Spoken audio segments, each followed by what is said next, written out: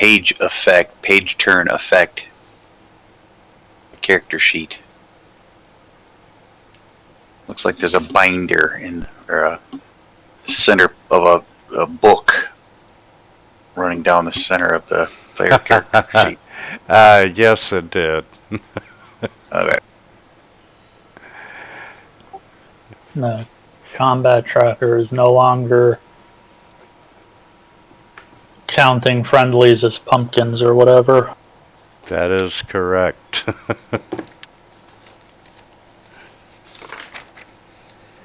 Okay. Yeah. Last time you fought off Sheer or Bjorn trying to be kidnapped by the young T, and it was a short end-game battle, but a long real-life battle. But you managed to succeed. You've leveled up. It's a brand new day. You have a total of 6 of the stone cubes.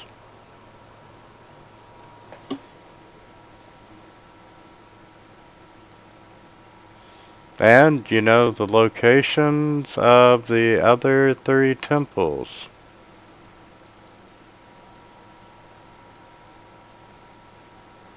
Which are 2, 4, and 5 on the map.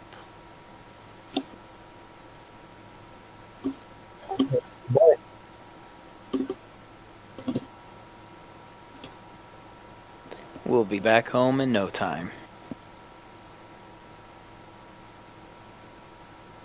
Okay, so we spent the night at P, in between 6 and 1. Yes.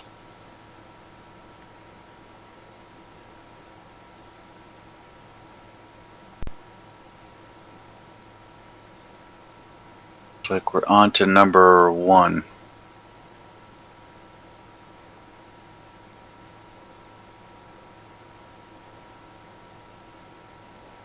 Okay, you have done...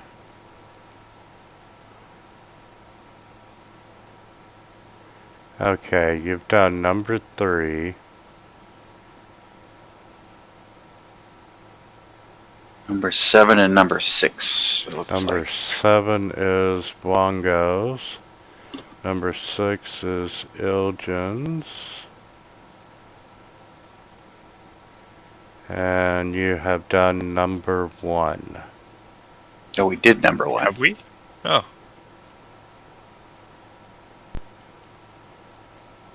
Yes, that was the one that had the stone statues.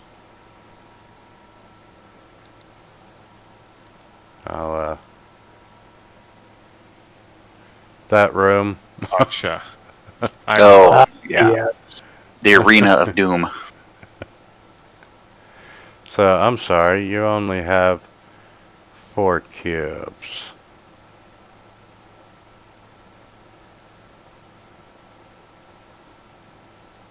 Yes, I'm sorry.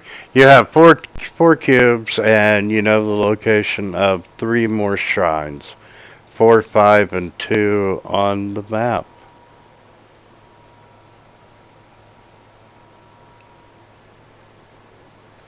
Remind me what the W, T, and S are.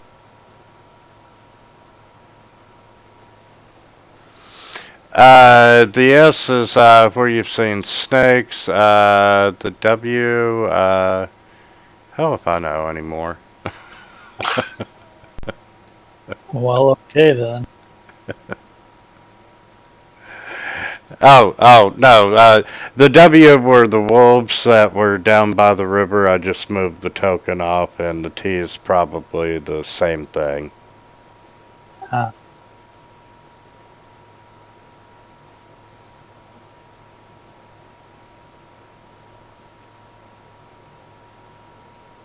So, Well, from where we are, I suppose we could go to the edge of the canyon and look and see how it is we were going to get to number 2.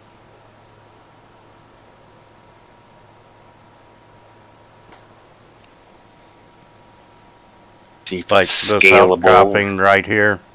Yeah. From there, we might be able to look across and see if there's a way to climb down and back up without going into the lava. Too bad we don't have any dedicated casters with fly. Actually, I have fly now, but it's not gonna pull many of us. Okay. You're standing at the edge of this great rift, and you can see ruins that are clinging to the lip of this rift overlooking this lake of bubbling lava. And yeah, you can tell that, it's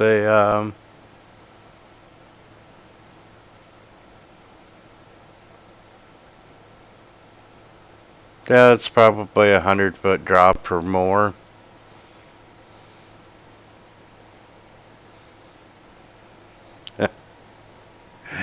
And off in the distance, you can see this pinnacle of rock that's high above the lava. And I'm sorry, the cliff walls are about 200 feet above the lava. The column also rises 200 feet, and you can see that there's this walled ruin that's overgrown with palms and other vines on the summit. And you can see to the north of the shrine there, that's probably the narrowest, or that is the narrowest gap. If you were going to try to jump or rope or... Okay. Maybe that would be the way to go. There's a footbridge to just north of us. That is correct. Unless anybody else has a better idea. Not really. Nope. Anybody think there might be any benefit of going down? You see where there's like an observation platform to the south? The one right here? Yeah, sticking out into the lava. Yeah. Oh, we can go check it out. I mean, it's not like we have any better leads. Of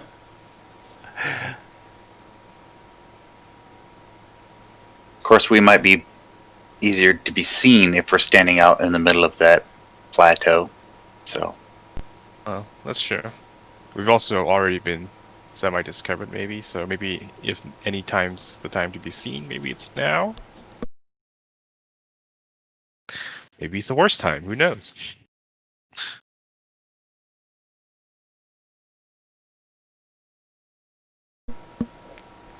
Okay, so you're going to the observation platform? Sure. Here. Or do you want to cross and go to the narrow edge?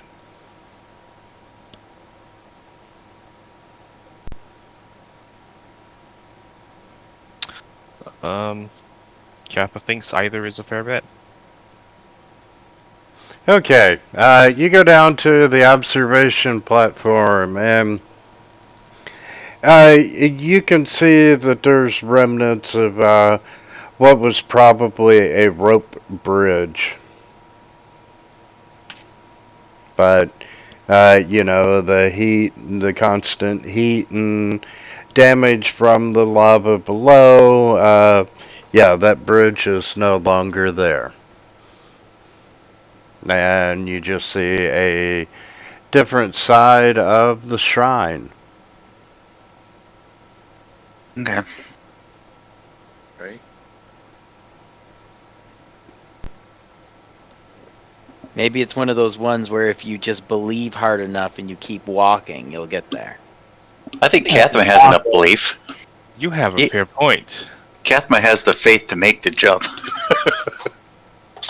This is true. Now, I believe since I have already received the honor of making the face check prior, I believe this time the honor should go to someone else.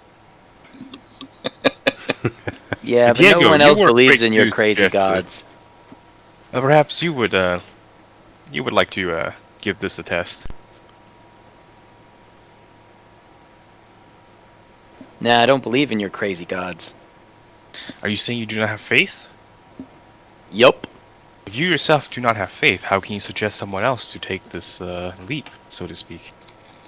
That makes no Because sense. I saw how successful you were with the last one, and I kind of wanted to see if it would work this time. Well, then all you have to do is check for yourself. But you're the one with faith. I don't have faith. You're the one with faith. But how do you determine my faith? This is my. It's You between me and said my you God have alone. faith. You said you had faith, and that's why you tried My to walk and faith is fell. between me and my God alone. You have no business in my faith. But exactly, that's why I shouldn't be the one to do it. Why do you think it is my faith that should carry us across the bridge? Because it's your gods. These are all your. These are your What do you gods. know that about you're my now- faith? You talk about it. Do I? What have I told you Yes. about my faith? Like every single shrine here. So do all of us. The legends were written in the walls as we came in. I never heard those words until they came out of your mouth. Okay. Well, I translated the words on the wall for you, so that would Exactly, make because sense. I didn't know what they were. Right. So you We're know on the nothing same about my page, so you faith. should jump. We are not on the same page. Right. Which is why I can't jump. Well, that is your business. Right. I'm not asking you. I'm simply saying if you're asking someone to take a blind leap of faith, then perhaps you should demonstrate first for everyone to see. And if you can't do it yourself, then don't ask someone to do something you can't. But that's why you ask somebody to do something, because you can't. And as you all are talking and walking, you come up to this fallen tree, and the tree is fallen across the river, and the trunk is wider than a man, and it stretches for more than 100 feet. And you can see, once again, there's more ruined buildings on both sides of the riverbank.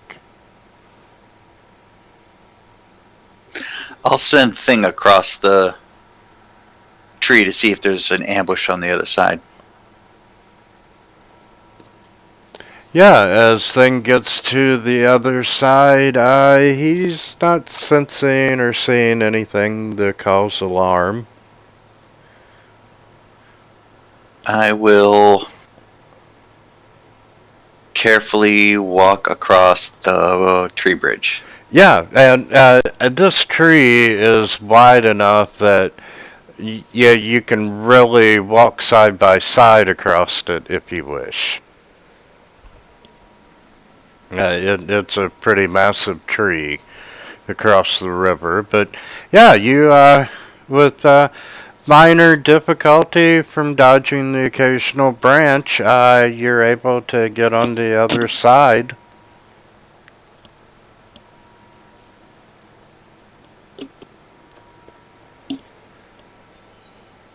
Cool. I will beckon the other players across the tree bridge. And you all make it safely, and you manage to work your way through the ruins, and once again you are standing at the skinniest part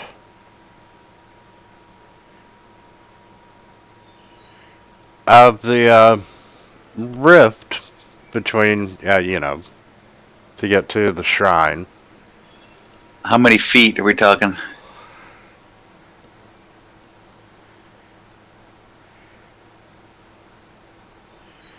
Um, 60 feet. Cool.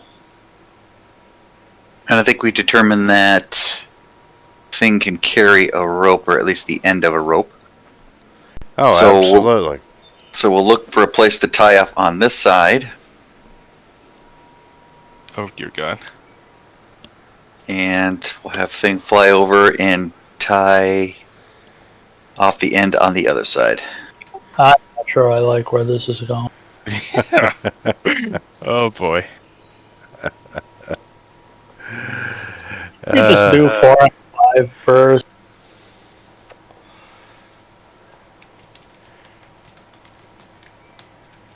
and it's 200 feet down, but it's only 60 feet across. And we have more than one rope? We do.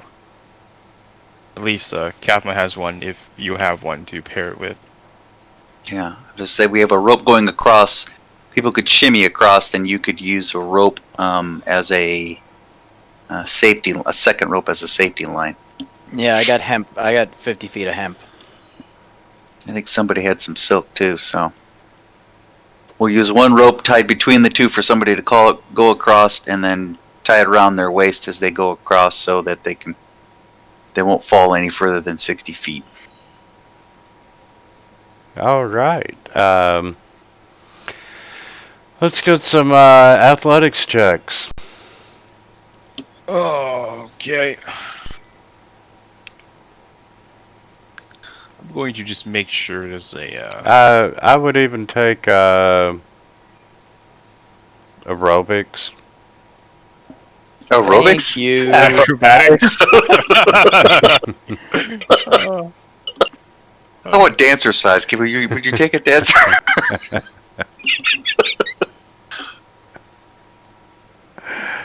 I might even take a good performance check. um,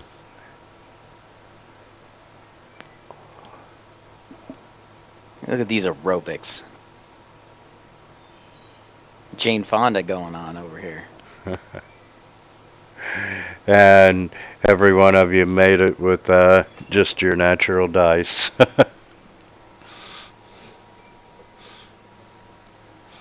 Okay, you are standing outside the shrine. Let's ignore that. There's the map.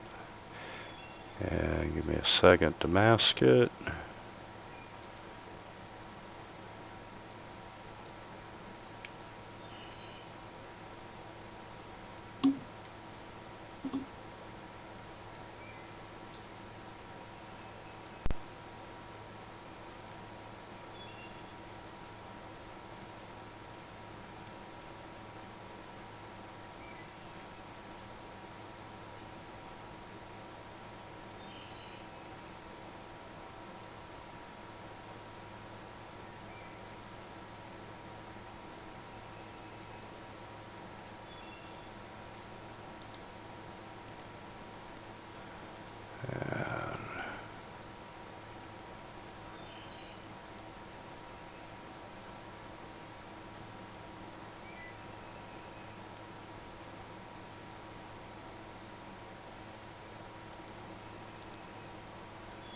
You can come off combat tracker.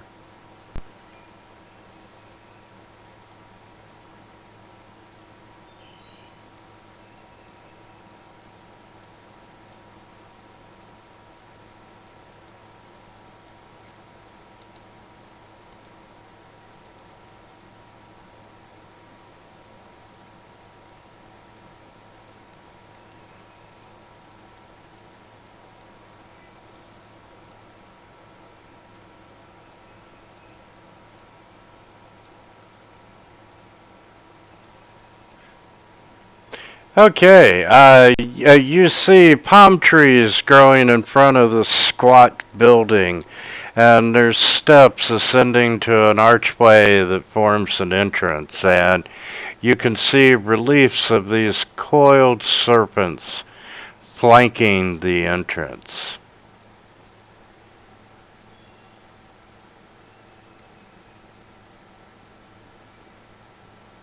Moa is the snake god. Safe to say.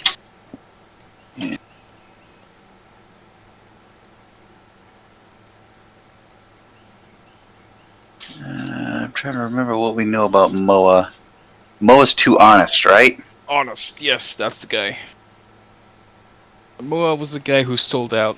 Well, okay, sold out, but Moa was the guy who told the truth to the god that Wango stole the water pail. Which was the puzzle we did last session, I believe, which involved the stone masks. Okay. So if it tells us something, we could probably believe it. Maybe. Maybe. Are the tokens locked? And the tokens are locked.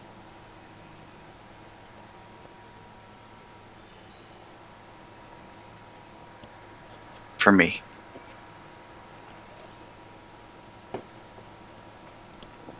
Or unlocked. I don't know. Either one. Shit. Sorry.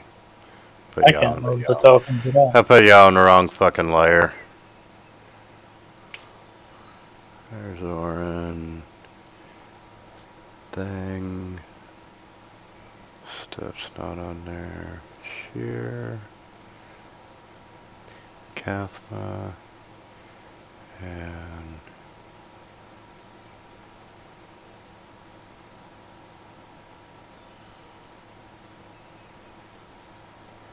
Okay, can I get Thing to make a perception check?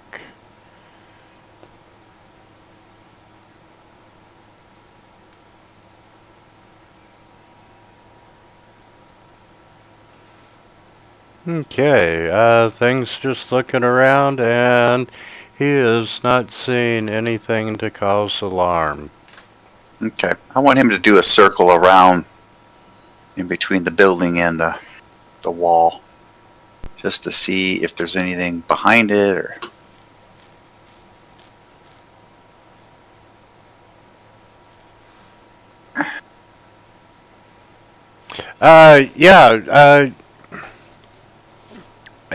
No, he is not seeing anything at all other than just, debris and some vegetation and... Okay. So no other obvious entrances or Correct. other stuff.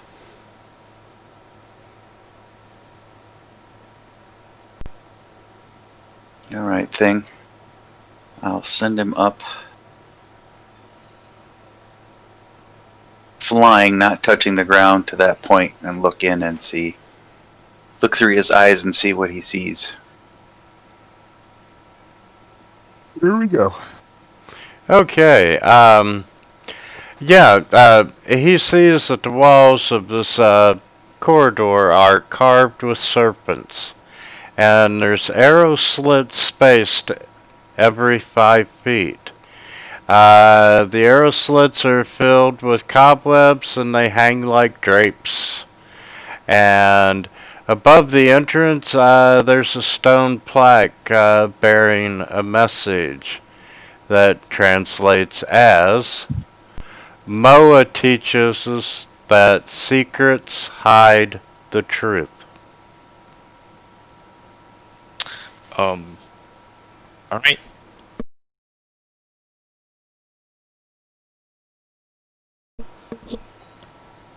Yes, people die when they are killed too. Maybe like a secret passage holds the truth? Maybe a password key phrase?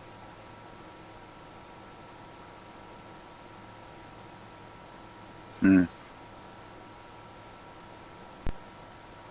Do we have to tell the temple our deepest, darkest secret?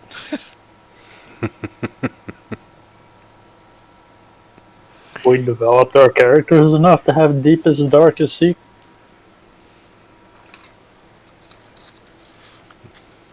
I'll have Thing fly up to the ceiling, Okay. turn into a spider, and then proceed 5 feet in as a spider on the ceiling of the archway. Okay, and he can see a little bit more that... Damn it.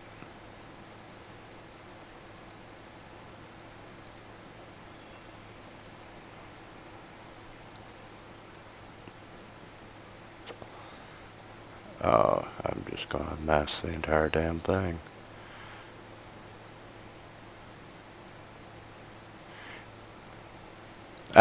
He can see that it opens up into this much larger room, and There's a stone cube resting on this plain stone pedestal, and you can see statues of these 12 tribal warriors jutting from the surrounding walls, and they're all aiming bows at the pedestal.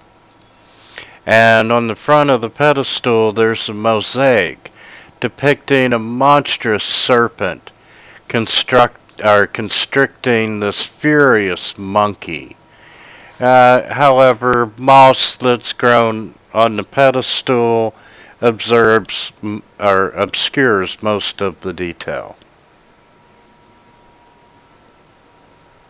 But that's what Thing can see from his vantage point. I'll describe what he sees to the rest of the characters. So that rectangular thing is like a raised monolith or a raised, I don't know, concrete box that has a relief thing on the outside of it? Is that what that square rectangle is? Let's see. And then above it is a circle with a rectangle, which I assume is the cube being suspended or on top of a circular column? Yeah, probably. Unless the mosaic is on the walls themselves. Oh no, I'm sorry. The mosaic is the rectangular cube on the floor, Oh, okay. and then you have a dais, a pedestal with a stone cube on it. Okay. And the arrows are pointed at the cube or at the floor or... Yeah, they're all pointed at the cube. Okay.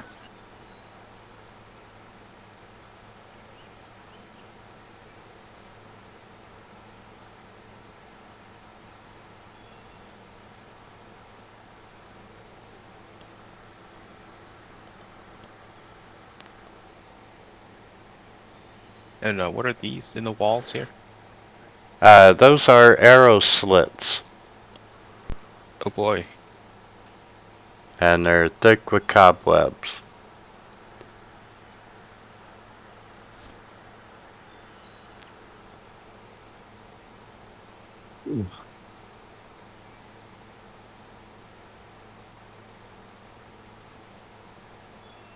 The secret hides the truth.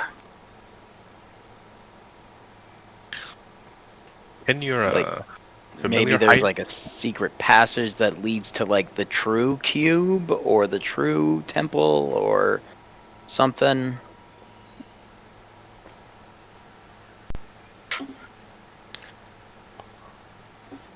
Can your familiar squeeze between these arrow slits? Or is it too small?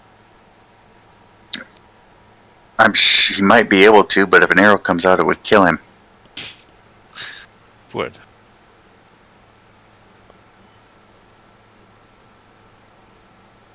The mosaic is on the floor, right? So the arrows are not pointed at the mosaic, right? Correct. I think... Now, a spider wouldn't be able to clear away the moss. But an imp can change into maybe a rat? Maybe as an imp he could do it. Yeah, why would he not be able to clear away the moss just being in it? Yeah. I didn't want him to be too terribly tall because I don't want to be in the line of fire of the arrows. So as long as he's short enough, he should be able to bend down and scrape away the moss to get a better look at the... yeah, I'll just have him do that. I'll have him, he's still a spider, I'll have him work his way down the wall to the floor, change into an imp, assuming he's below the level of fire of all the arrows. Yes, he would be. Okay, and then slowly, carefully walk over to the mosaic on the floor. Then try to pull or scrape away the moss to get a better look at what the mosaic says. Okay, you can see that the mosaic clearly shows Moa fighting Wongo. And as Thing pulls the mouse aside, it uncovers a message written in Old Omuan, which translates, "Death rewards a thief deceived. Truth comes from the serpent's mouth."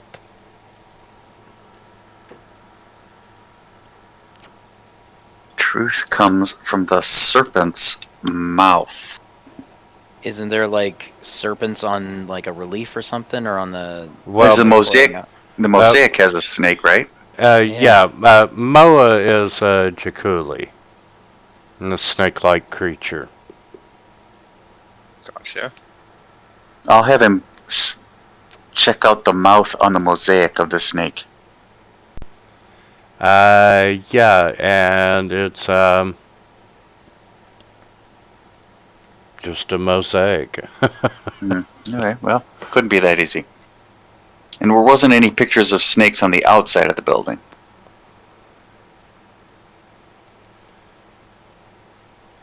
On the outside. Yeah, there were reliefs of coiled serpents. Okay. Well, I will search around outside, paying attention to mouths of serpents, and looking for any kind of potential seams or like secret way in or anything. Okay, and the rest of you? Kathma will be on standby right about here between everyone, ready to mourn over and provide some healing in case things goes wrong.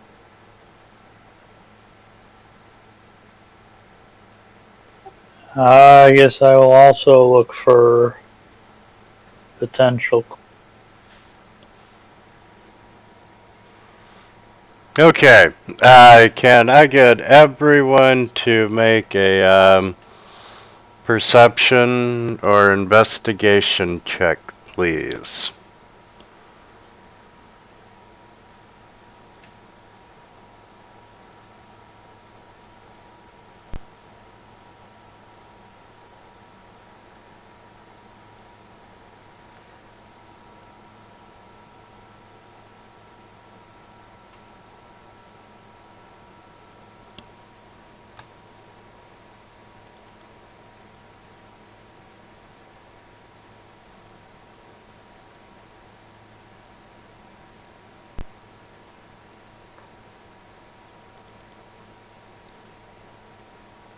Okay, so as you're moving into the courtyard, you notice movement in the trees. And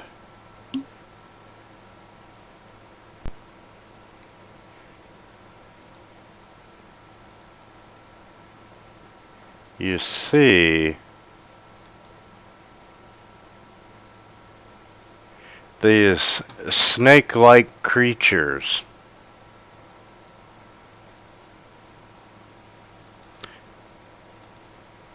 moving along the branches. And if y'all would like to adjust your movement back some where you're not, as long as you're still in the courtyard.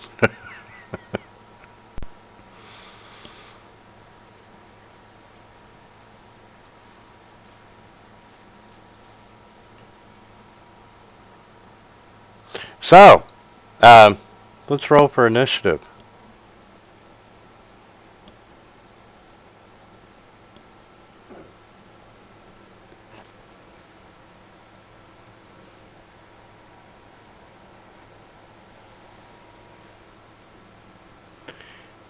All right.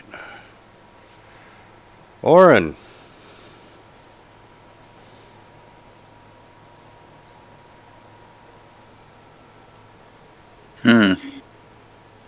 And these snakes are moving to attack us, or they're just in the trees? You see them moving in the trees, and you're pretty sure that they're going to come out and attack you. Okay. So, And the trees are how much taller than the outside wall? I would say 10 to 15 foot minimum. Okay, so the trees are taller than the wall. Yeah. Okay, so the wall may not offer much protection.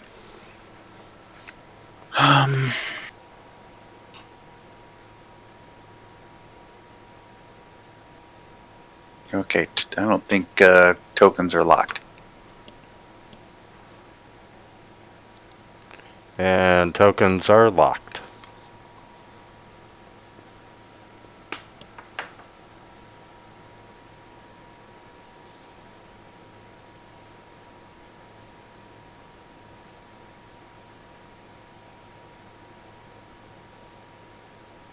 I think I'm gonna run 20 feet there. Target the Jakuli 2.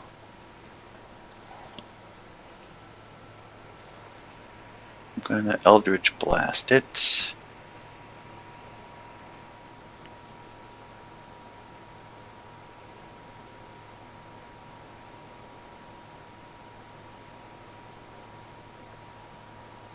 Attack it again. Hit. Damage. Heavy. And then I will move another 5 feet back. And yell at Thing. Snakes in the trees. And that will be the end of my turn.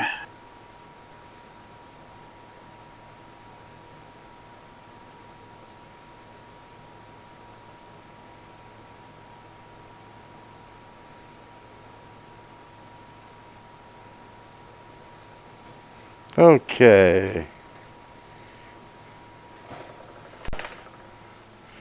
Number 8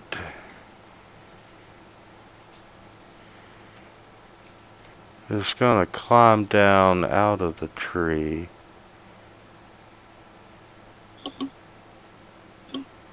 And that would be 15. And he slithers on the ground over there.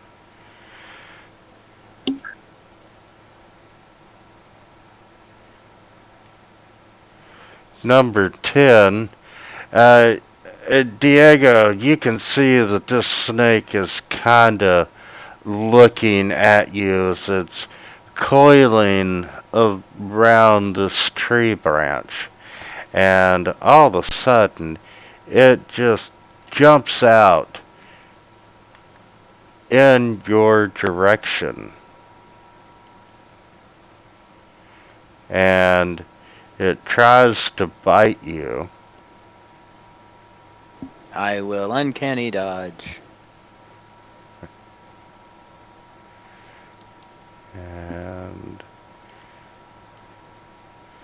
damn it, not that one. Move my chat window down. And it managed to bite you, so there's some damage for you. And since it was a spring attack,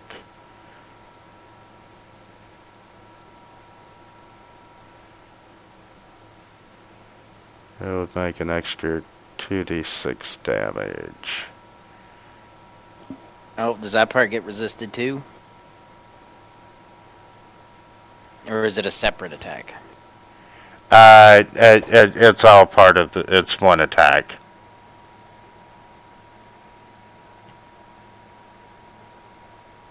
So should the 12 be halved as well then? It should be. Yes, the 12 should Okay. be halved. I can manually change that on there, so it's 9. Okay, and 13.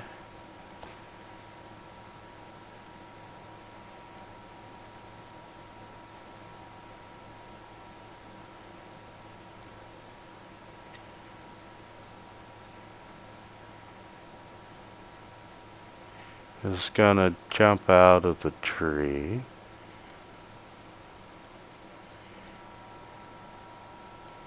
And yeah, Kathma, it's springing towards you, and it tries to bite you,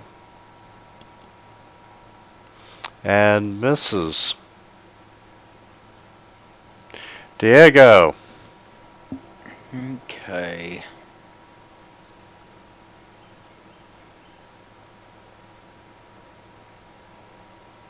Alright. Ugh.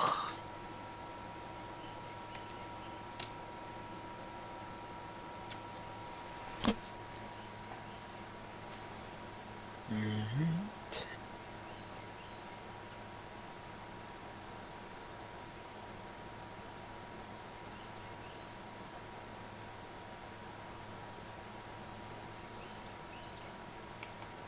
And fancy footwork away.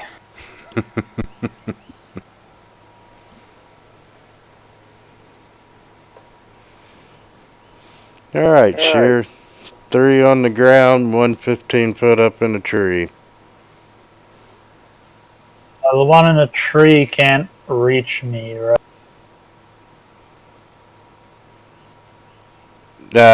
No. Alright, then I'm gonna scoot on up to number.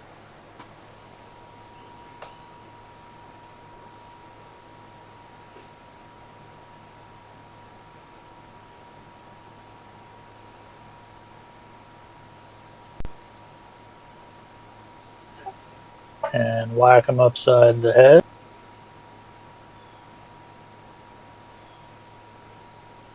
And I'm gonna scoot on down to number 13.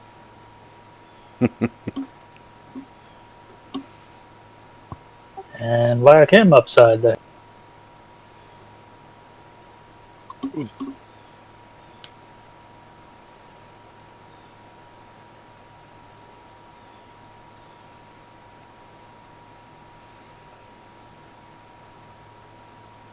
What do you want to do Alright. with thing?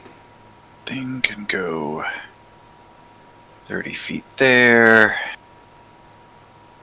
5 feet there.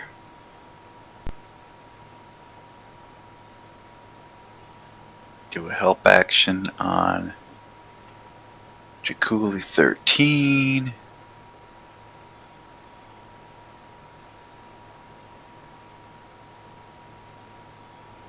Then he can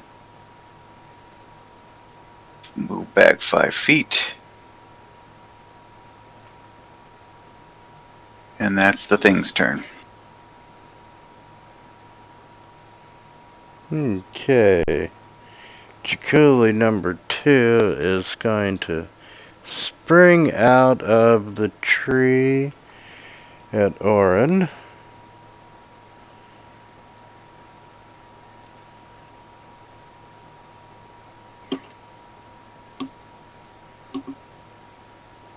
And Orin gets lucky. Woo! Alright, Kathma. Alright, Kathma is also going to gang up on 13 with Bjorn here. Got a sword, and here it is. Had disadvantage for some reason.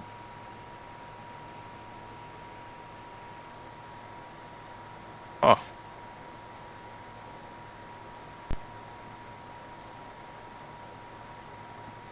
You should have had advantage, right? So roll it again. no, did roll with advantage, but I'm also having Oh, I'm prone. That's why I have disadvantage. Oh, yeah, you shouldn't be prone. No problem. Yeah, he's still making death saves, too. Yep. Here. Let's gonna roll one more. Aha! This much damage. And the Wand of Wonder has recharged.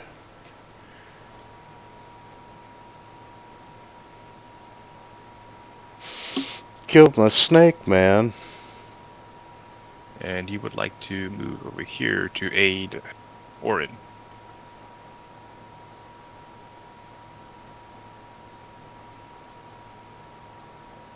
And I believe I get my extra attack. Yes, I do. Okay, and he will swing with his second attack. Don't know why I got advantage there. Flanking. Oh, yeah, that excellent, cool. And that's it. That ends his turn. Sweet. Swift blows.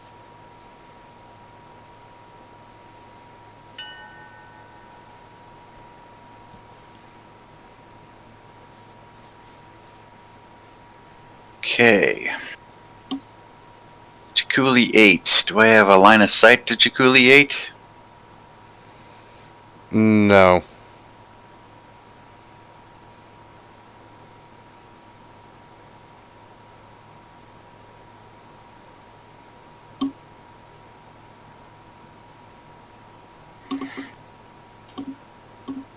Does that give me a line of sight to Jakuli 8?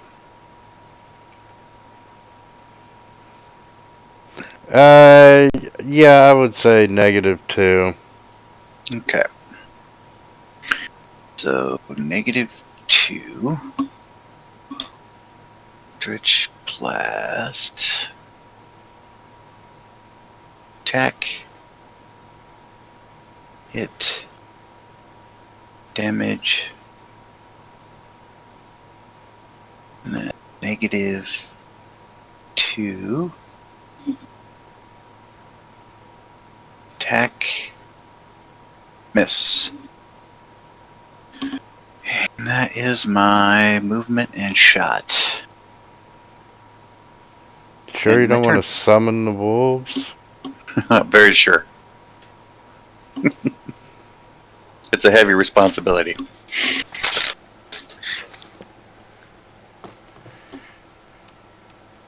Okay, and you hitting last. So he coils up and springs through the air at you. Grief. Hey, it's one thing they do, alright?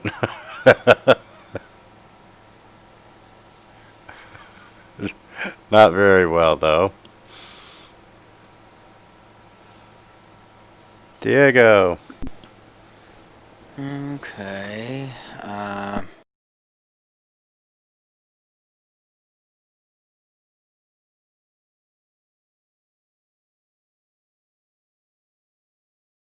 So we'll go there.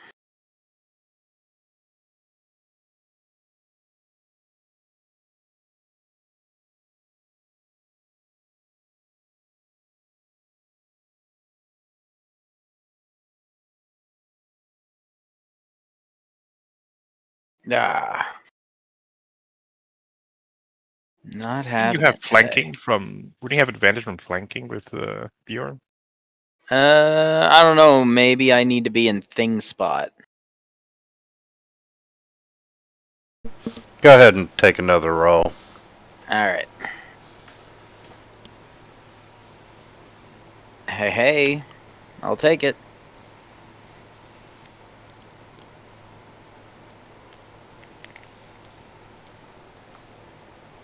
Holy Jesus! It would have been so much easier to summon the wolves. You hear that next time. Easier, summon wolves first.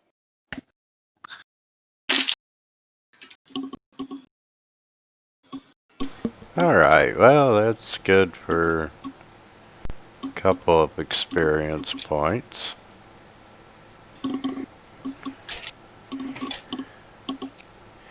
And we'll take him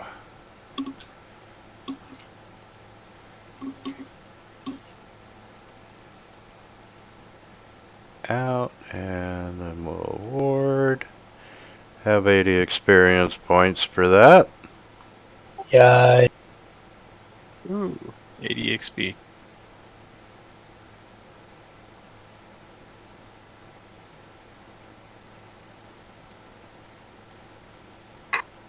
Alright. Surprisingly, no one was hurt, right? Nope, I got hit. Oh, yeah, you. Oh, there it is. 9 wounds.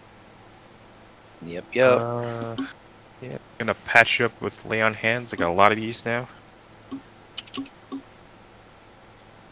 Drop them into me. Give me You that heal for 9 hit paladin magic. points. Going down to 16.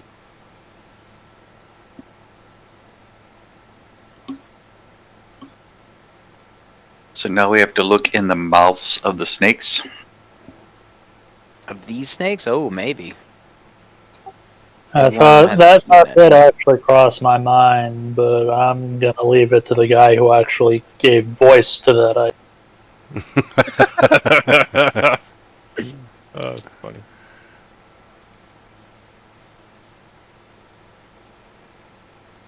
Okay, so what are we doing? Use a dagger and look in the mouth of the snakes. Let's take a look. Okay, yeah, you're finding a few dead rodents and birds and whatnot in the mouths of the snakes. That's way too. That's it. All of them only has just random snake things in their mouth. Yep. Alright. Well, let's continue looking around the building. That's what we were kind of doing before they all jumped out at us. See if these carved areas have anything. Did we find anything with our investigation rolls? Kathleen is gonna go check behind the statues from indoors. Well, be careful walking down the Oh, that's right, because things. arrow slits. Right. No, currently you're not finding anything on the outside of the building that helps you with the investigation.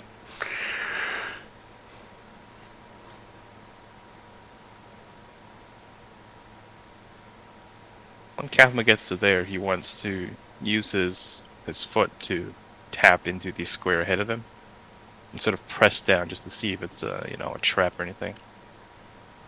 Okay, yeah, it feels solid. Nothing shoots out of the arrow slits. No noises other than your foot tapping on the stone.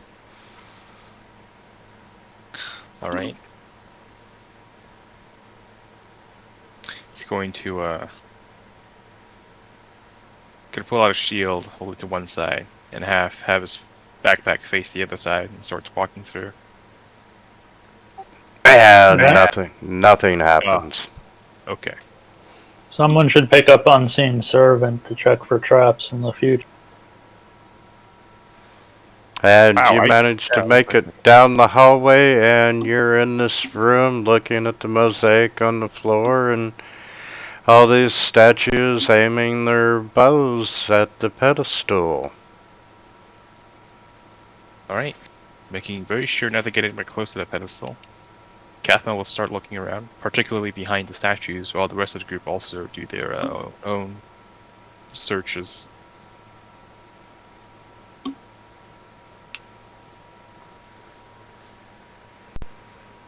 Okay, and as you're looking around, what are the rest of you doing?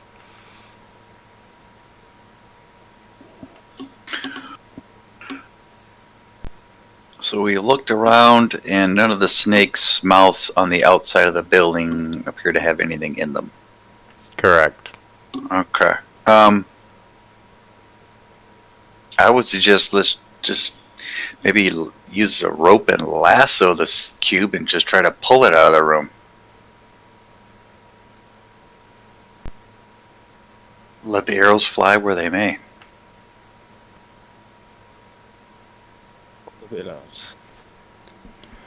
What if it summons a bunch of stuff like what happened last time too? Why don't we just like cut? Like, are they strings on like the ballista or whatever? Like, what if we just like cut all the strings? Yeah, actually, are these actual like bows or crossbows or whatever they are, or are they like stone like? They are stone crossbows. Oh, right. There were like statues Okay, of them. I Right, gotcha. right. But hey, good thinking. That was We could try. I mean, the string of the bowstrings are probably very thin, so we could like try and break them if they're fragile. That constitute as an attack, though. Might wake something up. I don't know. What are you doing, Sheer?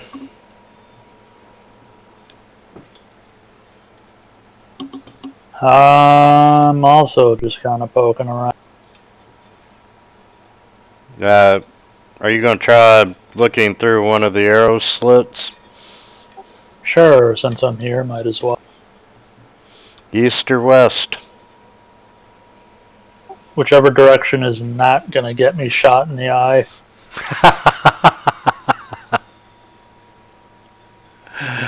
That's funny.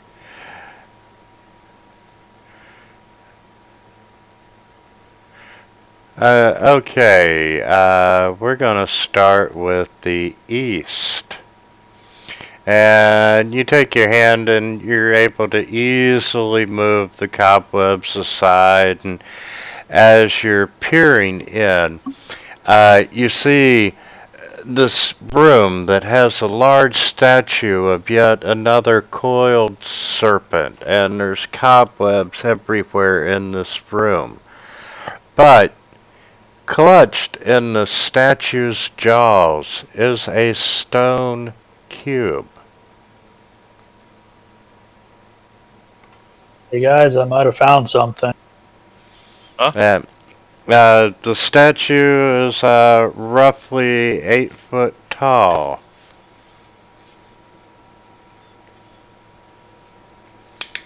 Do you want to look in the western? Might as well.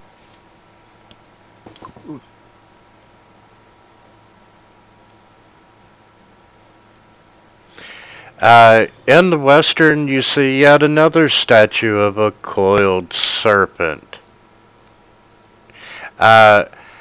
However, the statue is missing its head, and you can see that it lies broken on the floor next to a stone cube.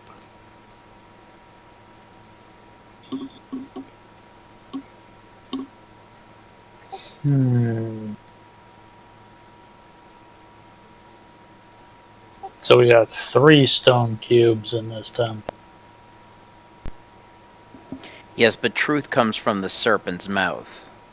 Yeah, so probably the one that's. And death rewards a thief deceived, which kind of insinuates that going over for the main cube with all the arrows is only going to be the only reward you're going to get by being deceived by that is death. And only one of the statues actually has something in its mouth currently, but I'm less really strong on that than the other room being the death room. Well, realistically, at one point, that other statue was probably intact. And so there would have both been snakes with cubes in their mouths.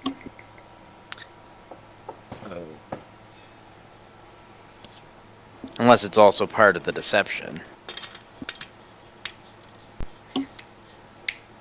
But the arrow slits are too small for even the cube to fit out. Wait, what if it's like an illusion thing? Like, the one with this one is fake, and the one with, well, I don't know which room it is, but the one with the serpent is fake, and the one with the shattered one actually has the serpent head? But we have no indications of that either, so it's purely guesswork.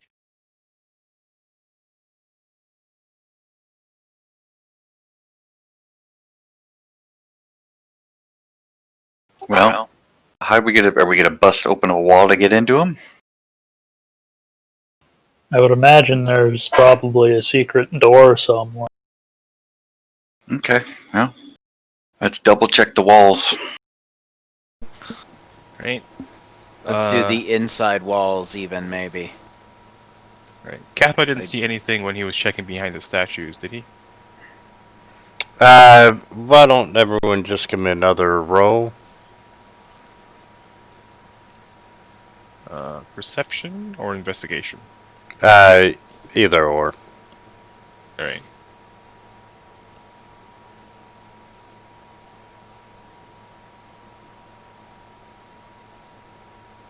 Holy cow, you all some cheating sons of bitches. Why did we all pass? Diego, 22. Sheer, 22. Kathma, 22. Augie, 17. Okay. Yes, you have found 2 secret doors.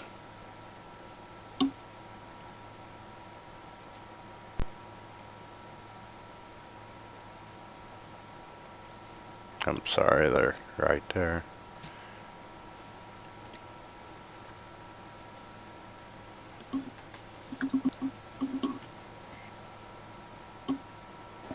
Okay, so we found a way in. Now we gotta make the decision on what we're gonna try. I think we can all agree not the one in the middle, right?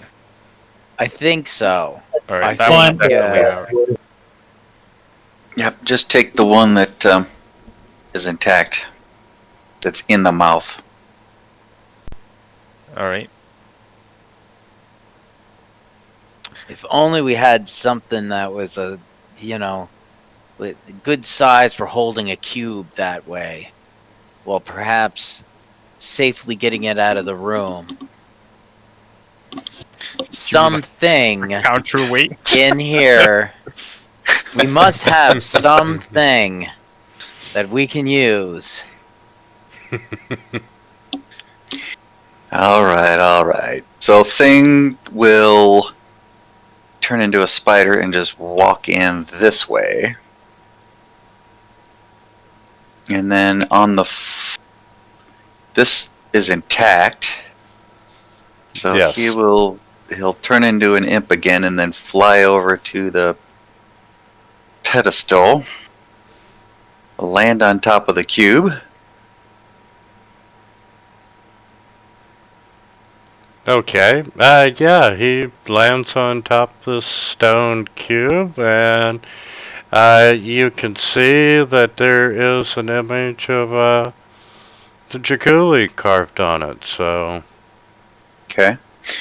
Assuming it's not too heavy, he will lift it out of the serpent's mouth. And it comes out easily. Okay. He will walk to this point. Kathma, he's going to emerge into the main room. You might want to take a step back. Kathma will step back here.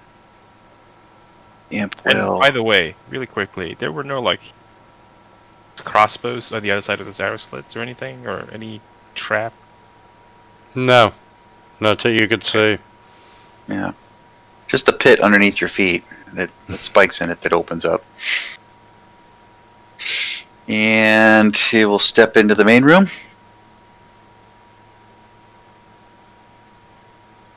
He will Okay, exit the building. yeah, and Thing exits the building holding the stone cube. And it's funny you should mention standing on top of traps, because both Kathma and Bjorn were on top of trap doors. However, to trigger them, you had to take the cube on the pedestal. Oh god. What about the cube in the west side? Was that just some blank thing that wouldn't have done, or wouldn't have triggered anything? Yeah, so it would have triggered the archers when you went back to the other room. Was it built I guess we'll never know, but was it built all broken, or did it actually degrade over time? I would say degraded over time. Huh. But hey, you now have your 5th cube. Alright. He's up tightrope walking up above lava again. Oh,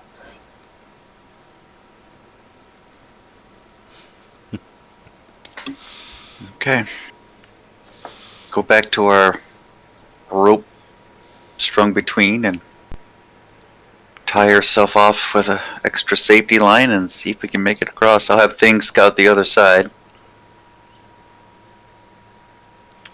And let's see.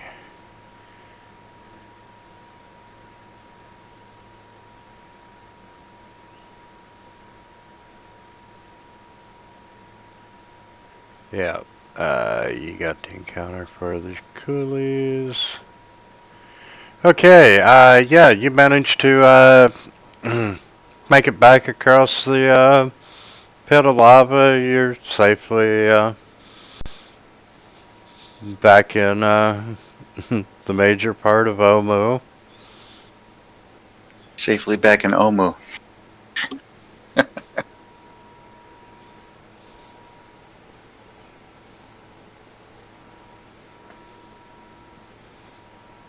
So, do you have shrine number 4 or shrine number 5? Should we go for 4 first, since it's kind of close? Yeah, kind of makes sense. It does, but we gotta walk around the wall to get to it. Yeah, as long as Gotta we do it go for around the 5 west too. side. Let's go around the west side, maybe. Back to where we came from and follow the river instead of climbing up and over the Oh. wall. I see what you mean, yeah.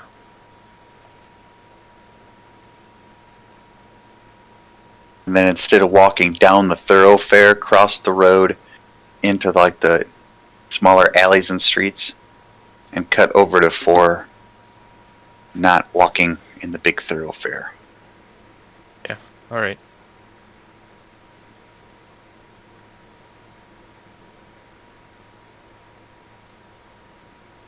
Okay, give me just a minute.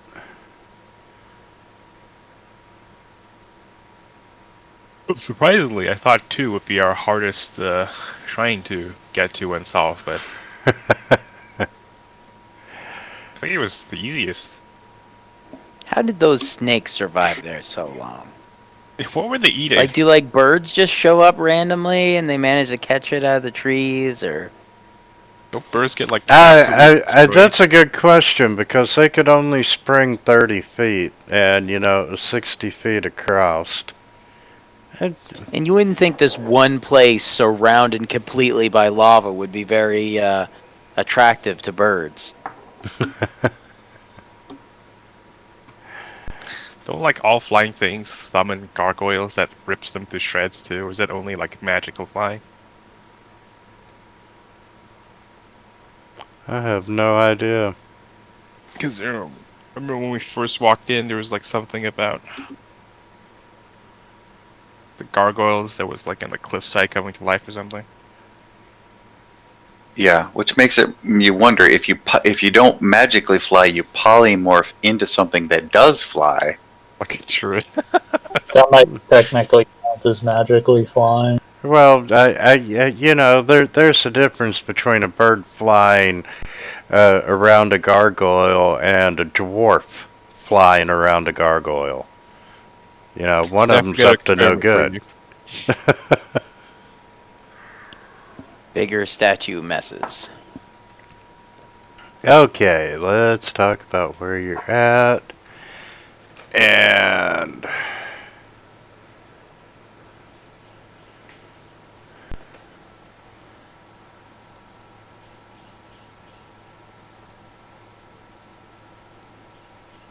damn it, put you on the wrong fucking level again.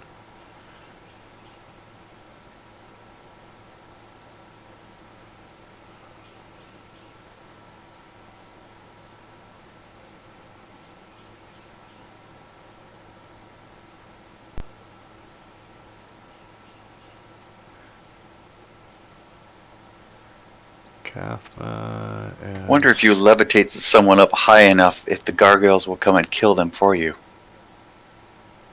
Be fun to try. Worth a shot. Hmm. Okay.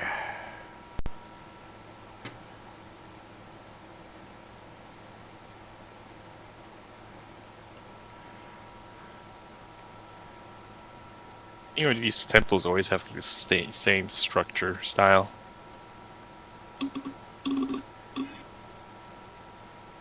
Lack of originality. My ancestors were not the most creative. Very dogmatic. Yeah, it's very dogmatic. Okay. You see...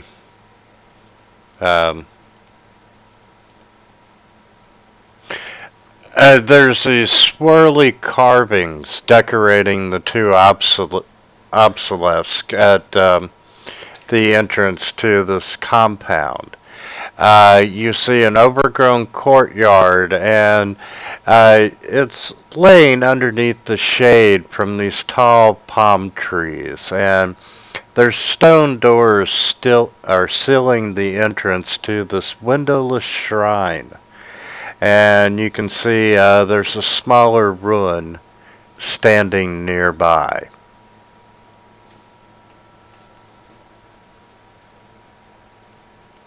I'll send Thing around to invisibly fly around the compound and see what he can see.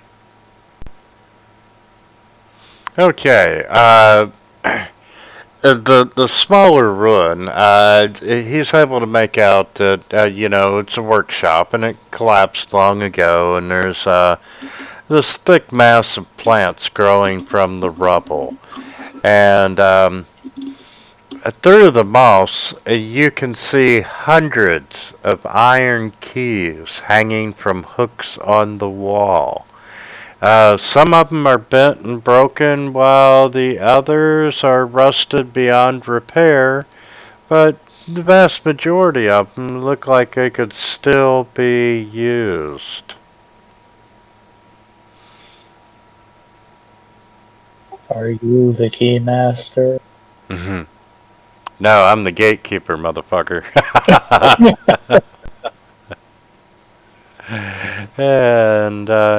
And then you've got the shrine in front of you, and written on the doors in Old Omuan is Unk urges you to contrast all options before thinking.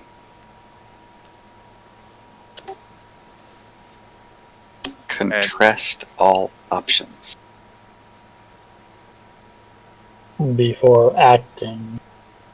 So maybe in darkness one will light up. What provides contrast between keys? Unk is the flail snail, just as a reminder. The flail snail. Yeah, in the legends, Unk was a flail snail that apparently her only role in the legend was that she was a giant snail on the ground. She undergrounded herself, and her shiny shell blinded Uptow. Ooh.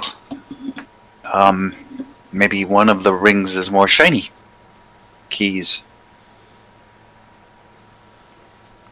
And the doors to the shrine,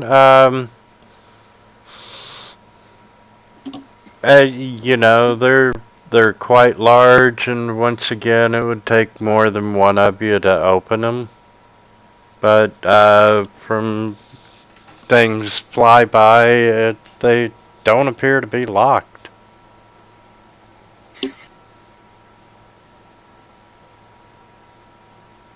Okay, so one option is just to open the door. What are the other options? There's a puddle in the northeast corner. Yeah, I noticed that too. I'll have Thing fly over and see. Yeah, it's poor drainage. Okay. I want to Throw a search rock. this little room here, this little extra building. And you're face to face with all the keys.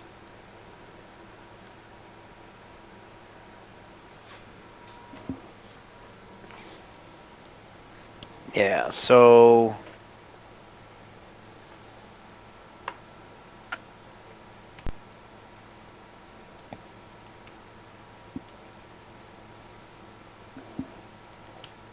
is there any kind of like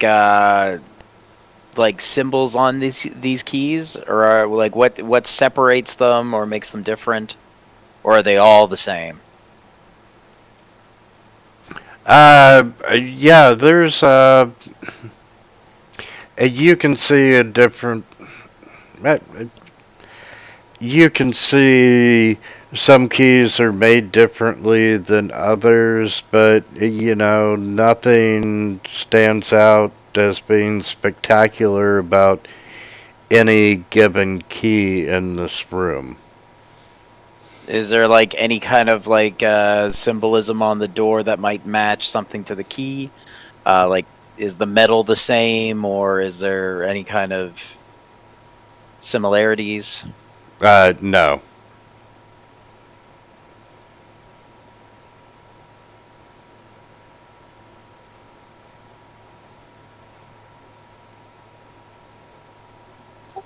Honestly, the idea of contrasting all options is giving me flashbacks to high school compare and contrast us. I'm gonna walk in. I'm gonna come over here and. You say the roof is given way in this key room, Yes. but there is still some shade in the room. Yes. I'm gonna cast a cantrip of light on my quarterstaff and then just move it around in the room and see if I see any difference in lighting in the keys, if any shine far more than the others, anything jumps out. You can see that some keys are shiny, but it's just due to the fact that they're not rusted as bad as the others, or they're not covered with moss. But nothing glows in the light or anything Right. significantly different. Okay.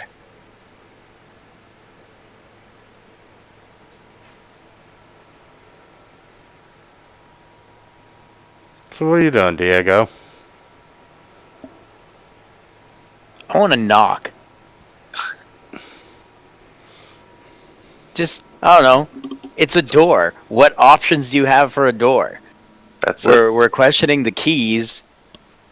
Like, we could also try opening it, but I guess the first thing is maybe just knock. Why not? Okay. I don't know. Why not? Yeah. You knock on this 600-pound stone door, and it's not a very loud knock, but you knock. No, it's one of those like I'm looking around, no, don't see anyone watching, and then just knock, knock, knock. Okay, all right, all right.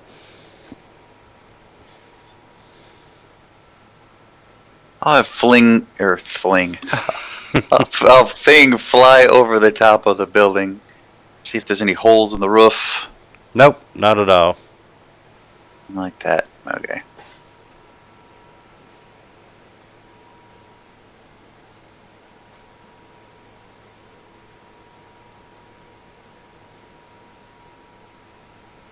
Well.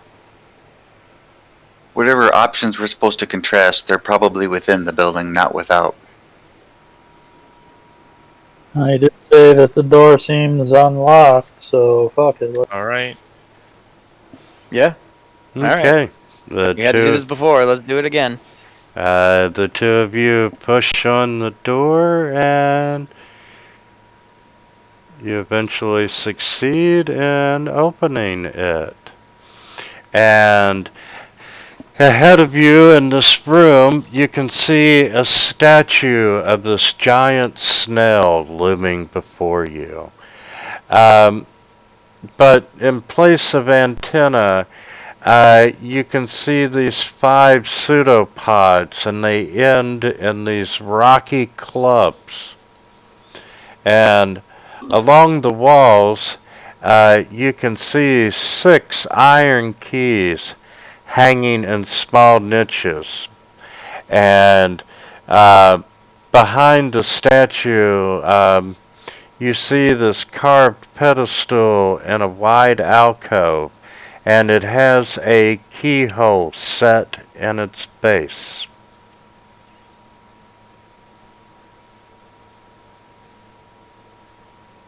Six keys, 5 flails, 1 box.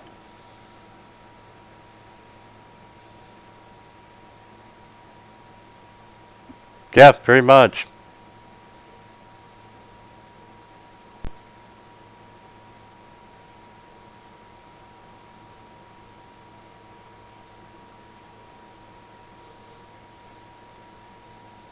Do the keys look different in any way? What do the keys look the same? They look.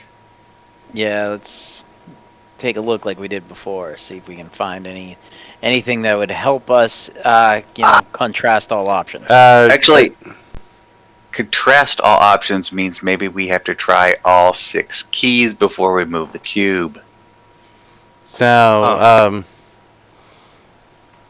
2 things, eyes. You can see slight variations in each key.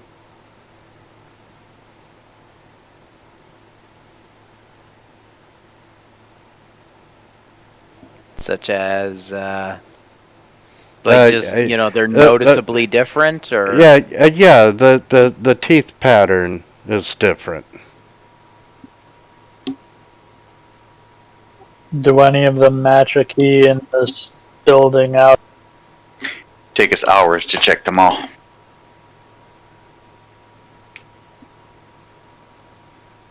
I'm thinking we just have Thing try all 6 keys and then try to remove the cube. Unless you have somebody can think of a better option to try. Do the teeth by chance, like, I don't know, maybe I'm stretching, but the teeth on the keys by chance, do they maybe line up to any of the rocky sort of flail bits on the key? Is there anything that if we hold it up, it's kind of that's kind of tracing the outline of that or anything? You might be overwhelming Thing. It might be time to walk in the room and actually pick a key up yourself. Yeah, I don't think I can communicate the matches on a key. Okay, I'll do it. And I'll watch kind of the floor as I'm going so I don't step on anything that's going to obviously sink. Okay, can I get a perception or investigation from you?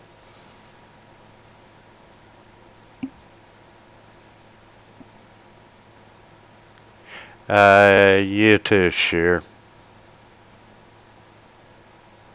Okay.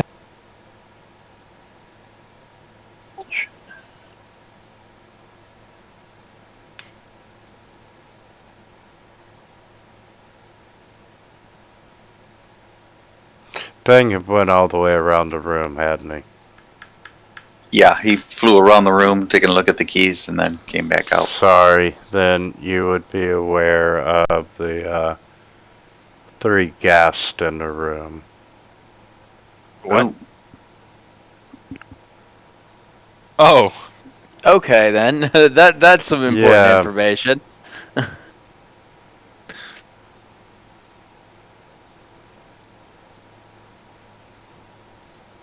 I guess initiative? Yes, please, let's roll initiative.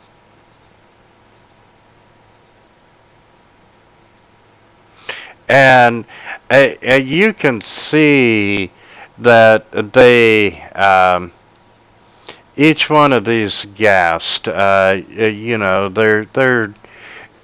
dressed as Chilton tribe folks. And you can see that each one of them has a small blue triangle tattooed on its forehead. And Kathma, you may not have ever seen it, but you've heard rumors of the small blue triangle being a symbol of Rosnisi. I see. Kathma obviously goes, Rosnisi. Okay, and everyone rolled initiative. And this is round 1. Okay, and number 11.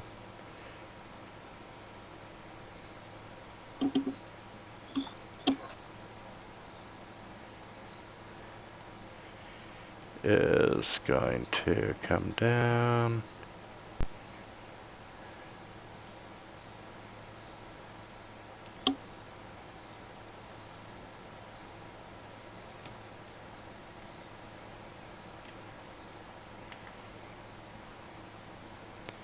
And he's gonna try to bite Bjorn. And does not succeed. And the thing is up. Hmm.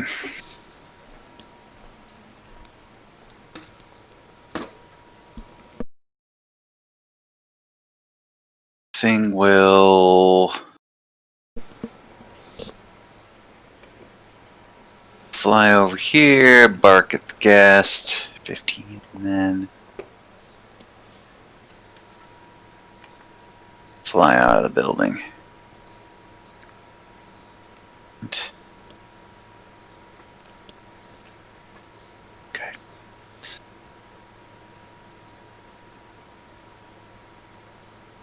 It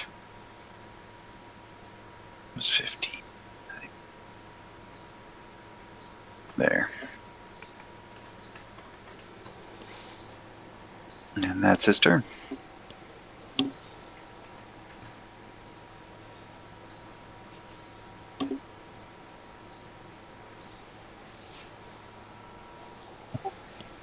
Okay, well, I'm gonna take a swing. Guess number 11, then.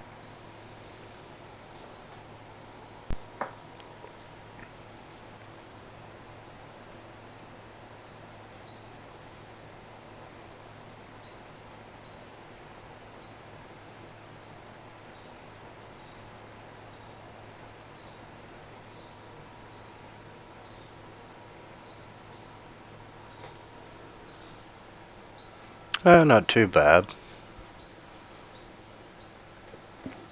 Alright. Hey.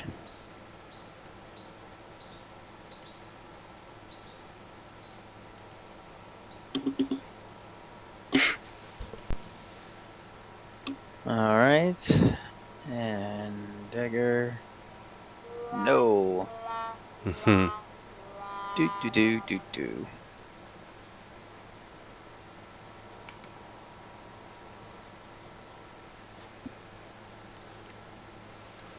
Okay.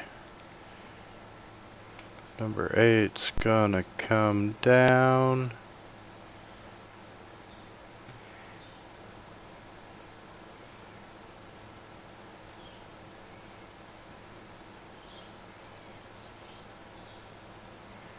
And he's gonna try and claw you there, Bjorn. And that was a miss. Kathma. Kathma moves up. Here.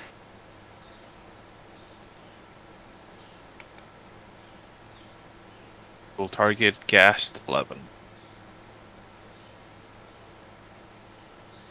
Button. This is the button I have to click.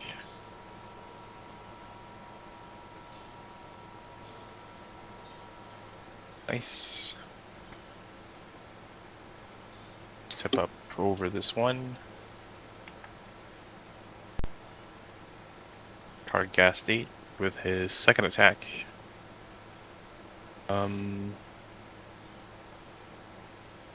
Make sure. Okay, yeah. And he will use a first level Divine Smite. So I will take away one slot.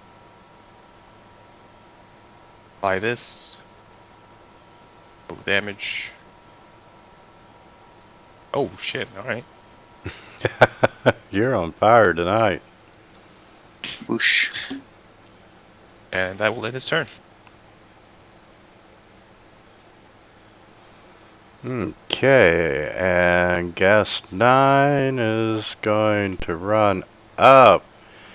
And you notice that it smells horrible. And it's going to try and claw you there, Kathma. And Orin, you're up.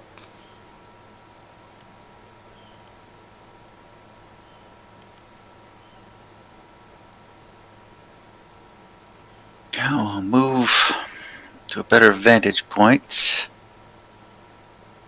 And what kind of negative is there to shoot past Kathma? -2. So, -2. Attack. Hit. Damage. Did. -2. Attack. Miss. And that's my turn.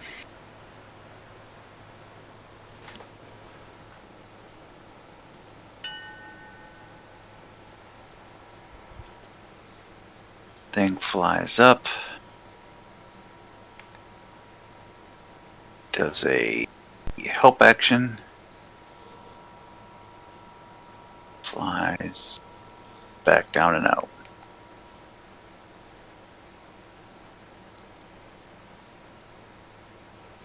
Alright, Sheer.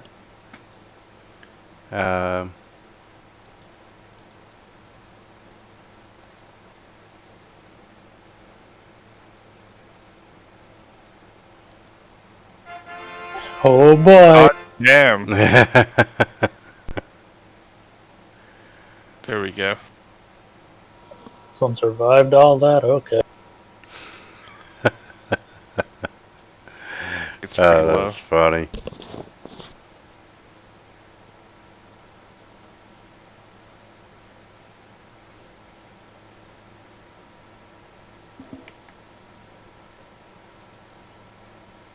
Okay. Kill it.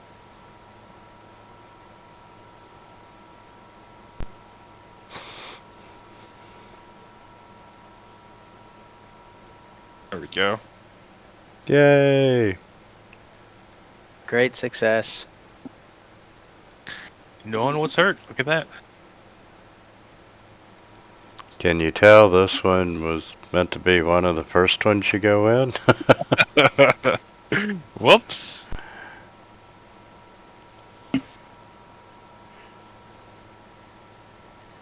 Okay, have some EXP for that.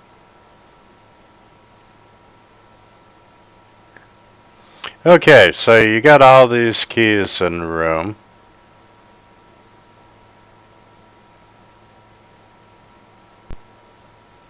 Right. I Um, believe some of us are trying to check if the shapes matched up to anything or something. Oh yeah, I just a random kind of thought, like if there is any kind of way I could comparatively match.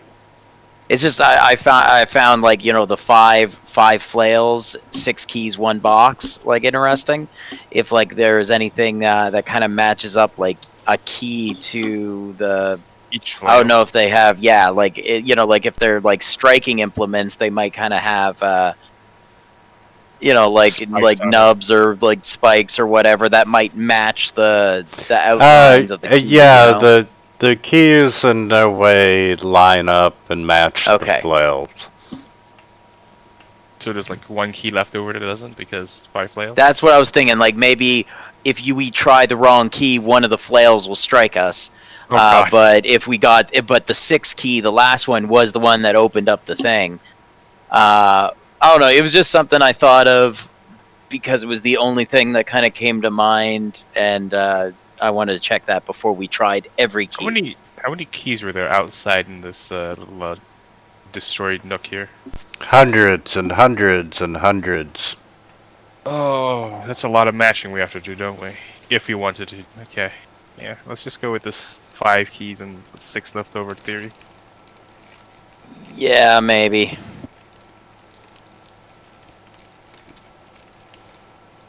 Well, it does say to contrast all options before acting.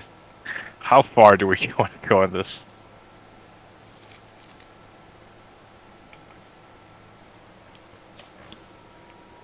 Well, we might as well start in here, right? Like, this is the smaller control group. It makes more sense Alright. to try this than go through hundreds of keys first and then try these, I think.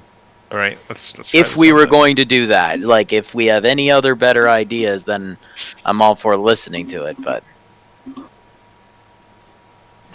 Yeah, as you're looking at the 6 keys in the room, you can see that each one of them does have a unique cut teeth pattern, but it doesn't seem like there's enough teeth on each individual key. And as you're looking at them and rotating them and so forth, you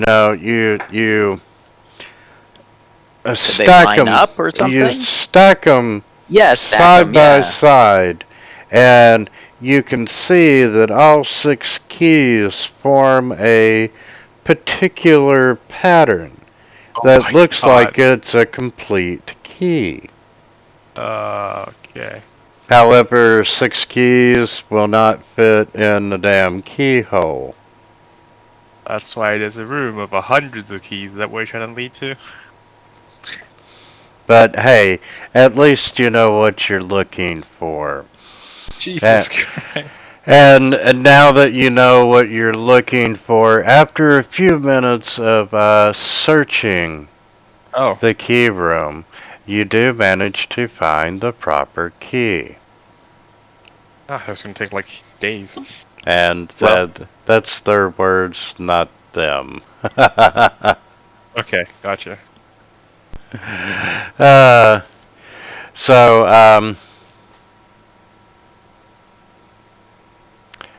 yes, you find the key that looks like it will work, and as you insert the key and you turn it a quarter of the turn clockwise, and a concealed hatch opens up on the pedestal, and the pedestal starts to spin, and this ornate stone cube corkscrews up from the hatch, and on it you have a picture of the snail, and congratulations, you now have Unk's cube.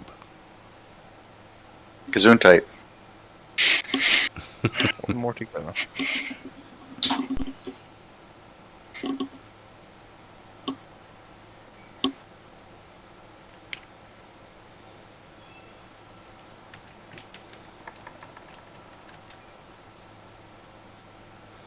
So that gives you a total of 6 of 9 that you need.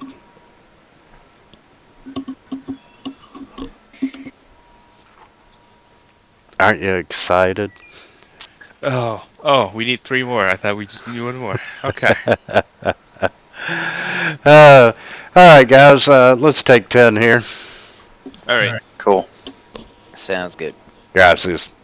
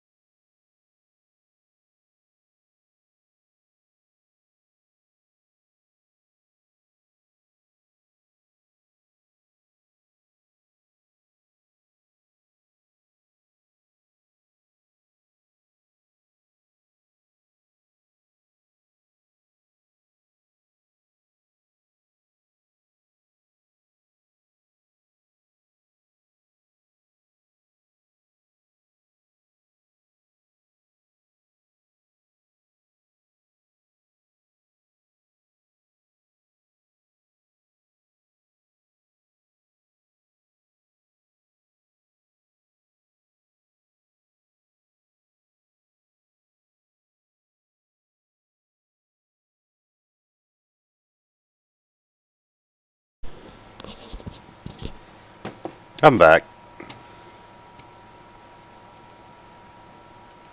Me too.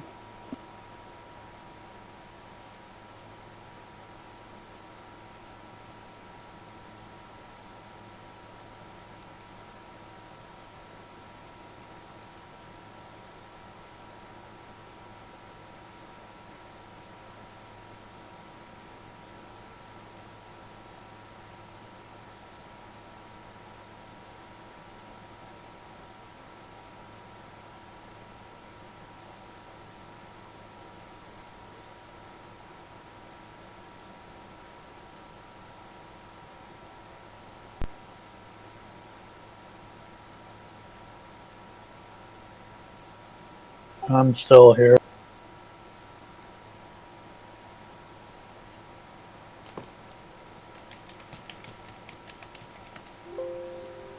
I lost track.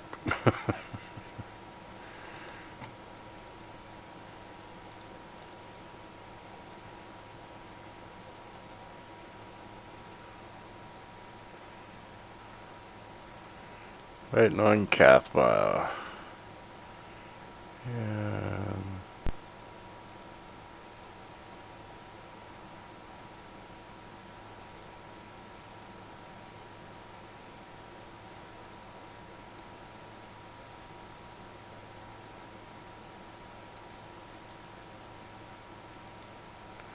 It's alright, give me time to get the next map ready.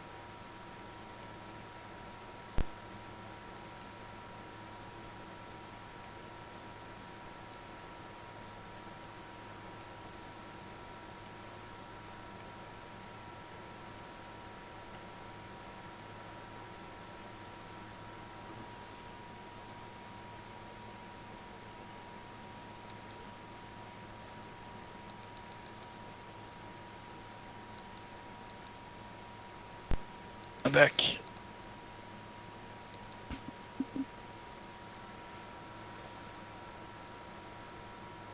Cool. And that is unlocked.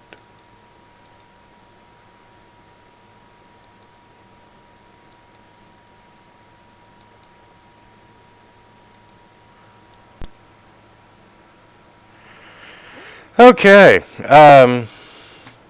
yeah, back on the map of Omu, you're headed to shrine number 5. And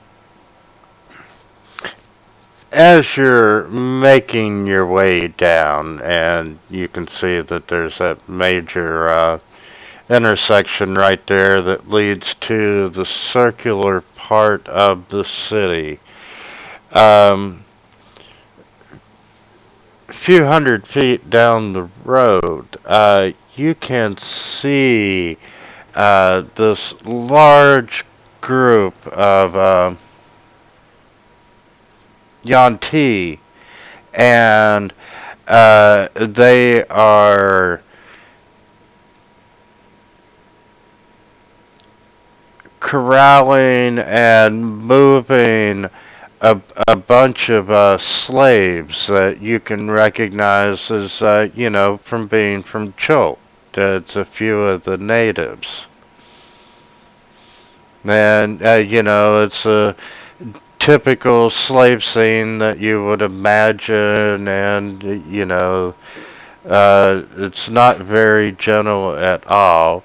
But you can see that they turn a street corner and they disappear from your sight. And there's probably 30 slaves and probably 25 to 30 Yanti as well. It's a force big enough that you don't want to just rush in. But you do witness that scene on your way to the next shrine.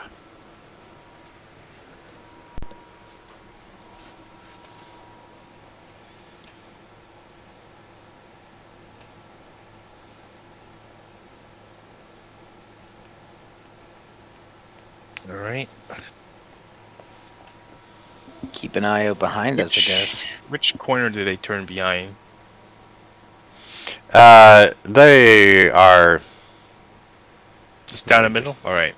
they are down the middle right there, and they turn to the left. Okay.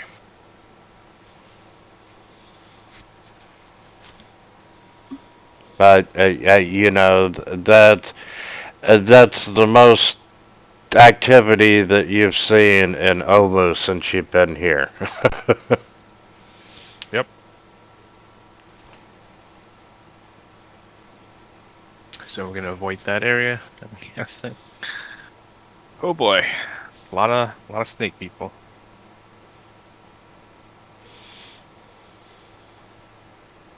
I believe the focus on the shrine for all of us, right? I don't know. I've heard the snake people have what we're looking for. That we should follow them to see what we find. Yeah. What do you think, Bjorn? They make a very convincing argument. I have no desire to go after any snake people for as long as possible. Okay. I'm gonna close that map and reopen it. And let me adjust the fucking grid now. Yes.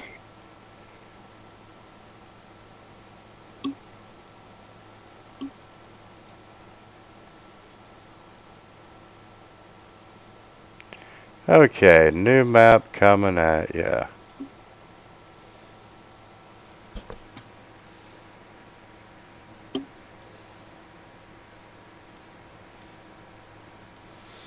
Okay, you see a pair of needle-like columns marking the entrance to this walled-in ruin. In the courtyard beyond, you can see these roots enveloping the squat building. The stone doors that seal the entrance are carved with images of snarling bears with long, sharp claws.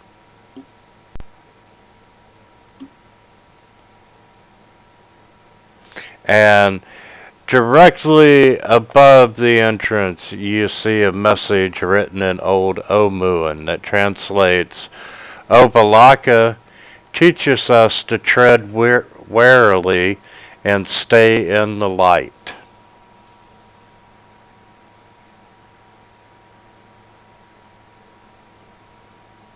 And you notice that the doors are slightly ajar.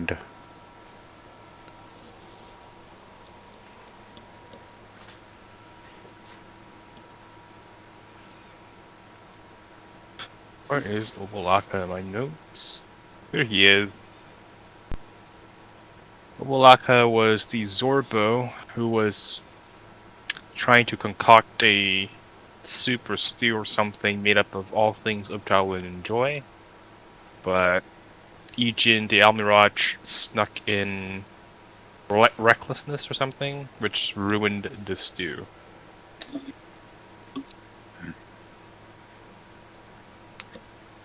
seems like Orbo Waka is to represent wisdom. Caution, something like that.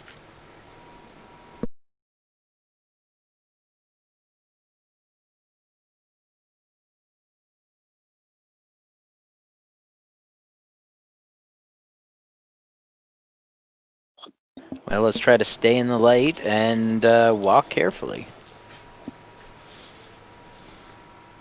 All right. Flying count. There we go. Okay. So, who's going to open the door?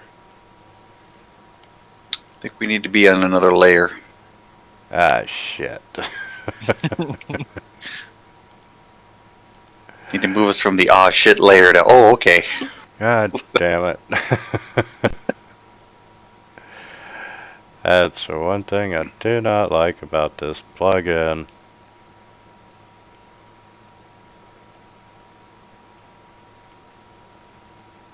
However, playing with the blood splatter and everything, I'm really thinking the very next game, the blood splatter on the floor, you gotta make a reflex check. At least when it got as bad as it was last time, like. Yeah, no kidding. So, alright, you all are on the right fucking layer. Okay, as always, I'll have thing do a circle of the compound in the courtyard, as small as it is.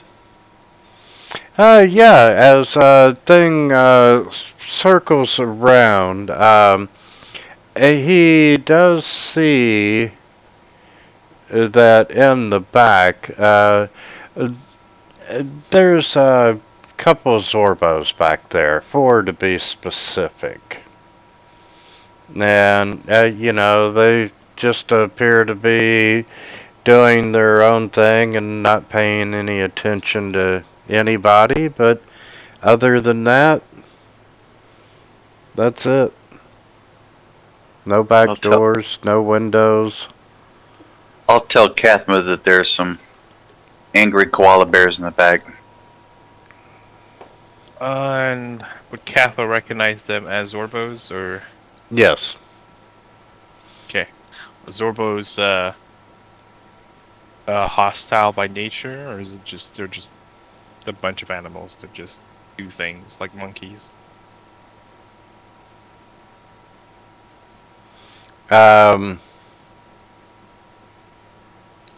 Yeah, they are a ferocious omnivore, similar in Okay. size and appearance to a koala. It's got long claws, a dour disposition, and a fondness for humanoid flesh. Alright. Kathma says, don't fuck with those and just stay away from them. They like to eat people. Well, they're in the back of this place. Should we kill them out before we open up the doors, or? Well, I think part of tread warily is to avoid dangers, maybe? We could certainly take them out preemptively, if that would put your mind at ease.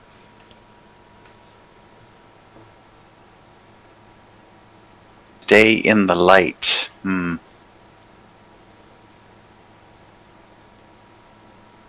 To open this door and see what the inside looks like. Yeah.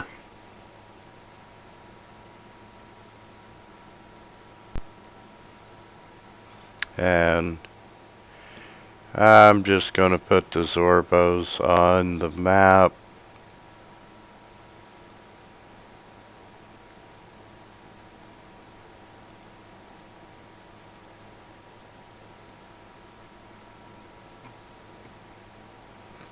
Okay, and who's going to open the door? Me, I guess. Okay, yeah, like I said, the door is slightly ajar. The hinges, however, are extremely rusty. So when you open the door, it screeches and squeals and moans and makes all kinds of racket. And here Well, comes the Zorbos. And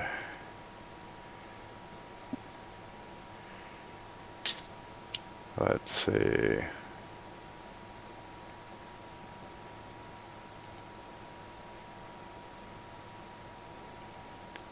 There's the damn story entry. There we go.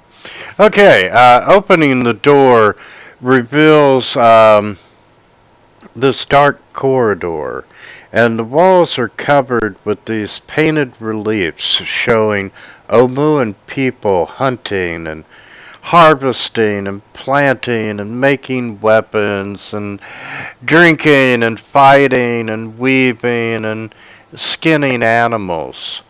And there are 8 empty torch brackets protruding from the walls underneath the reliefs.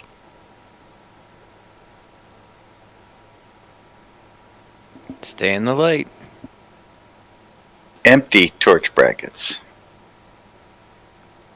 Yes,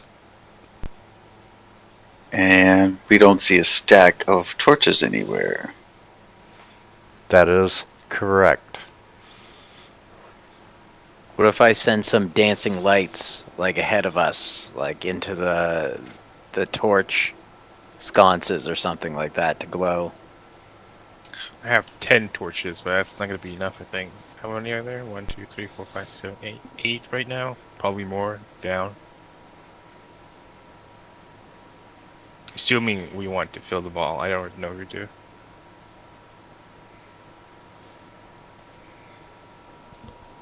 Well, no, maybe just like having some light and walking in the light. I mean, I assume we probably have to light them, but or like put something in there. We'll I have don't a know. I light. don't have any torches myself. I just have the spell. I do I've got- have the. Do I have a? I have a hooded lantern. Some oil. Right? Yeah, it's either a question of these have to be lit, filled and lit, or we just need to have a light around us so it doesn't set anything off. and my money's on filled and lit, but I've been wrong before. Yeah.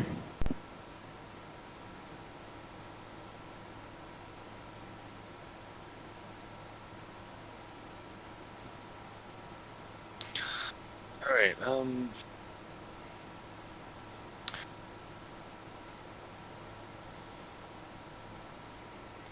know. Maybe, like I said, I got some oil. So maybe if we get some cloth or something and some of these branches, we can make some torches. yeah, that would work too, I think. I've got another 10 torches.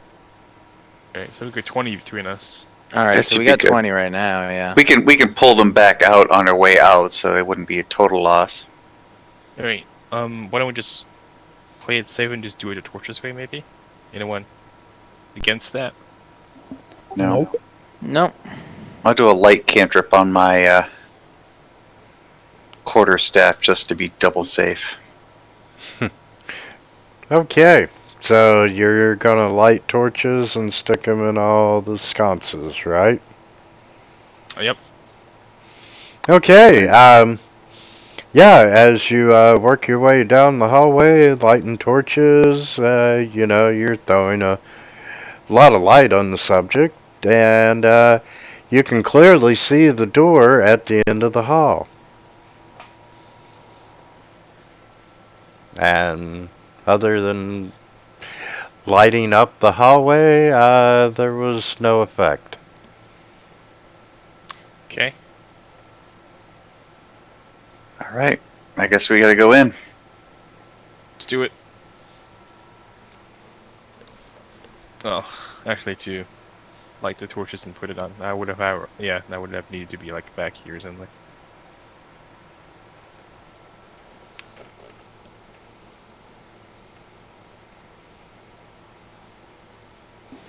Okay. Now that we're all in here, I cast darkness on the guys in front of us. No, just Here we go.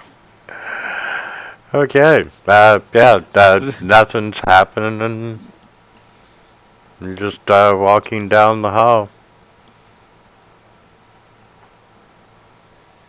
Tread warily and stay in the light. Okay. Didn't say anything about doors. I'm kind of paying more attention towards the floor, especially for the tread warily. But I'm letting these bulky guys, lead the way. Can you check the door for traps? I suppose I could, if you so insist. You haven't checked any of the other ones. No one's asked. And yeah, you're not finding any traps. This is where my investigation's gonna be shit, though. The one time I get asked. Yeah, no, I don't find nothing. Right. You want to get the door, Bjorn? Or should I? I'll go ahead and do it. At this point, I've got the most hit points anyways. Bjorn is not scared of anything. Okay. Yeah, you open the door to this room, and you can see that there's this pool of still water. That in the center of this room.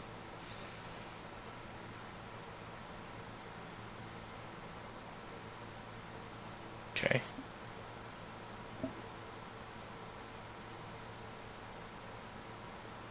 Anything else aside from this pool of water? Or is it just literally a pool of water in a room?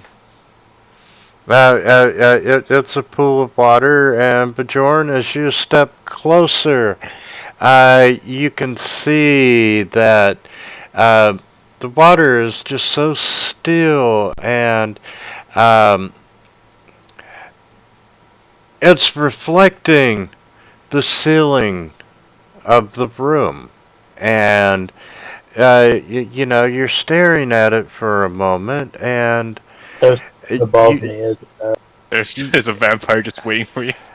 you look up at the ceiling, and you realize that there's this glorious sun that is carved on the ceiling of the room that you're in. But when you look down at the reflection of the ceiling in the pool, you don't see a sun. You see a moon that's been carved into the ceiling.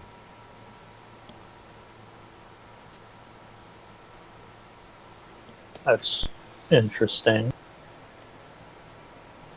But what does it mean? When you look up and you see the sun, do you also see a way out of the room that isn't in the room when you look down? No, the rooms appear to be identical except for Sun in the moon.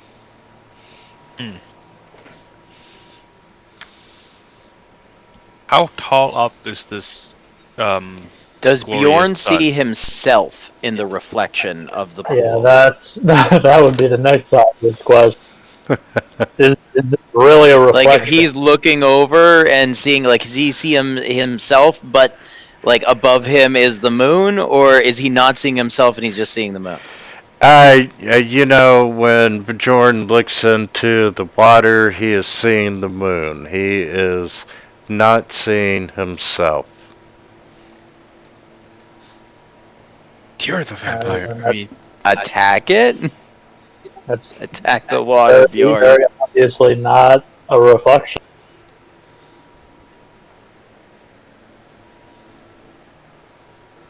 And here I was ready to start belting out that one song from the.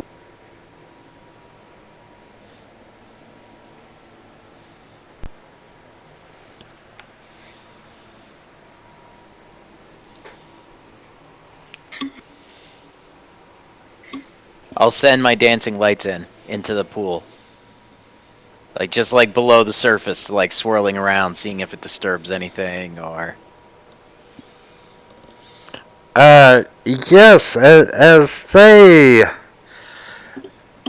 enter the water, you hear that sound that you've heard before of magic. That little sizzling, the crackling, and so forth. And Bjorn, looking down into the reflection, sees the dancing lights circling around the moon.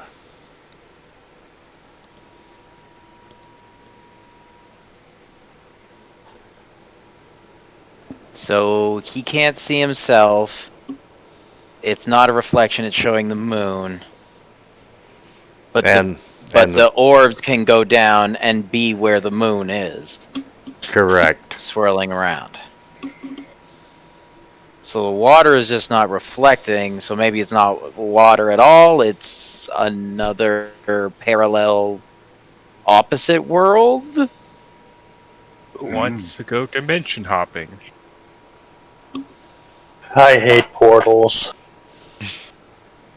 Let's check the walls for special doors, secret doors. It's got to be way safer than portal hopping. That's true. Fuck that noise. Okay, investigation or perception? Could be a good time to summon the wolf. Send them in there and see what happens. Oh, I wish I don't know. you would. I don't know why. Oh yeah. Okay. I checked for traps. I was gonna say, did I roll it twice? I checked for traps. See nothing. And then we have a whole bunch of drowned wolves just in this pool.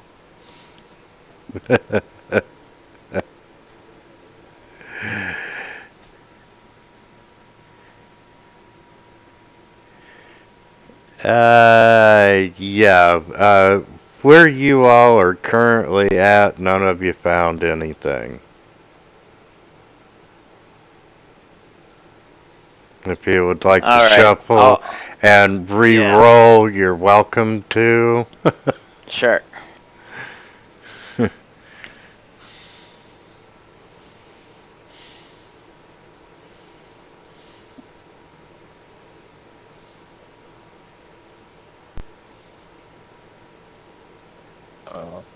Over here, and one more.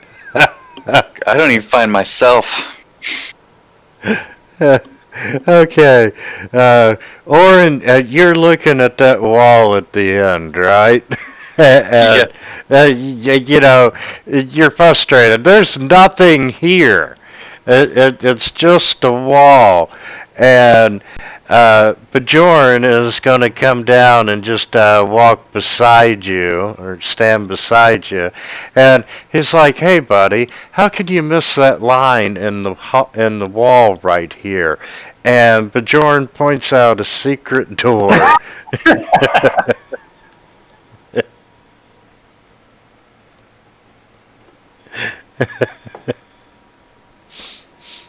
A critical miss on perceiving a door. So, you have found a secret door right there. Well.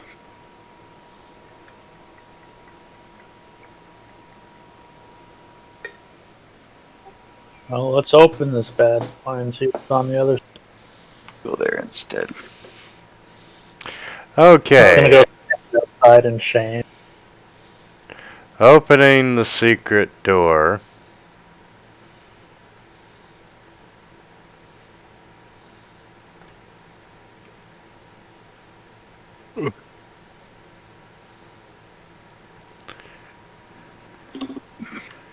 Reveals a corridor. And it's got these two little alcoves in it. And as you open the secret door, the first thing that you notice is this passageway is choked with dust and cobwebs, And it's really clear that no one's been through here in years.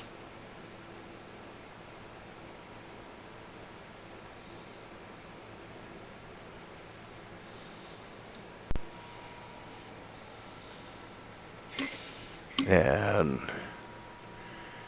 guess I can pull up my other map.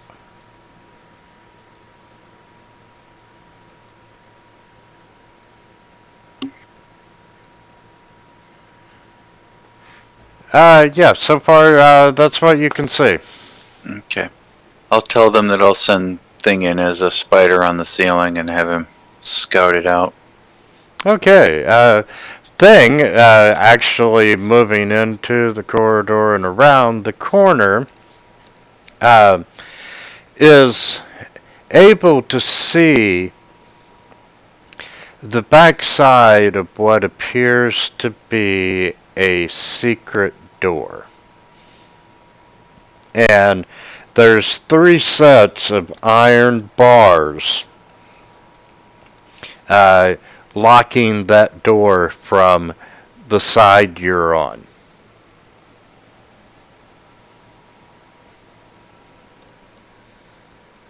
Oh, so this alcove is actually a secret door to the room to the east? But there's 3 iron bars blocking the way. Yeah, the door would be to the north. It's at the north end of the hallway. Oh, okay. So up here there's a Correct. door going up. So maybe there's a secret door in the well room on the west wall. I think I've looked there previously. I couldn't find anything. I mean, 3 iron bars sort of sounds like it's just locked from this side. Are we not able to remove them, or are they like iron bars, like a? Oh They yes, were you are able to remove them, and it looks like by doing that, that door would open easily. All right. Oh, locked from this side. Okay, gotcha. Also, the next important question: what is the lighting in this room, or in this door, rather? Well, you've got the staff that's light, and you've got all the torches lit in the hallway. So if you want to take a torch with you,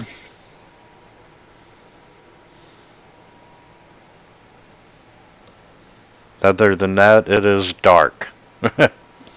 Oh, I can like get my dancing lights out, right? I could like create 4 dancing lights that kind of we can swirl one around each of our heads, kind of deal. Not a ton of light around each one. It's only like 10 or 15 feet or something, like half of light. But it's 4 of them. more light the better, probably. I mean, I could also hit us all with fairy fire if we want, but then if we get into a fight, Gonna be turning invisible. we'll advantage to hit too.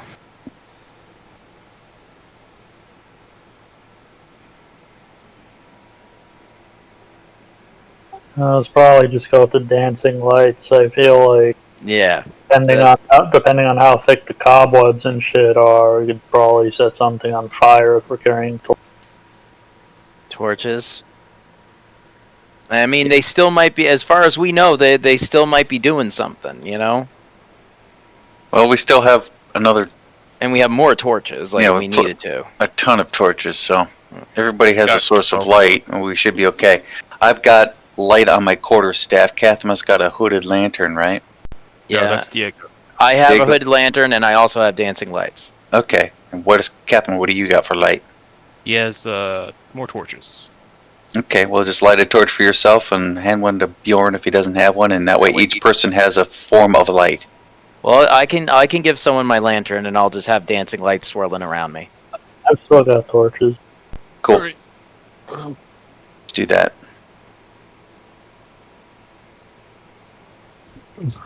Alright, here we Let's Okay. go. Tread carefully. We're gonna open the door at the end of the hall, I'm assuming. I'll have Thing come out and watch our back. Okay.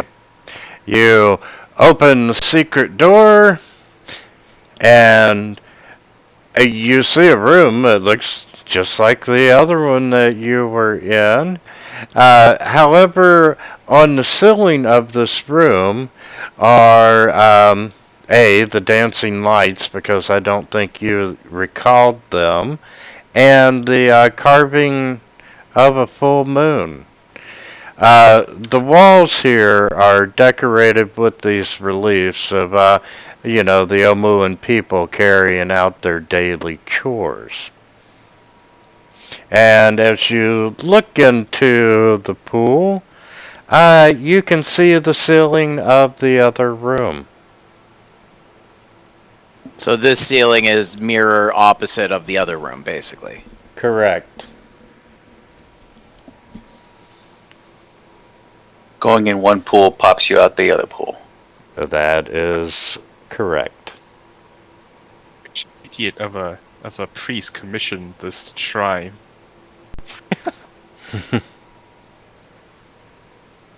And there's the door. Alright, Bjorn just left, but he's been very keen on opening all the doors so far, so I don't think he'll have a problem with opening that door. So I will volunteer him for that mission. However, I will roll an investigation just in case. So at the very least, I can say I did that in case something goes off and blows off his arm. Okay. Bjorn opens the door, revealing a much larger chamber. And in this room, there are 8 torches illuminating the room. And the light is washing over this mosaic on the floor, showing 2 creatures locked in combat. The small bear with sharp claws, and a rabbit with a spiral horn on its forehead. And in the middle of the room, there's this robed figure standing next to a waist-high pedestal, atop of which is a stone cube.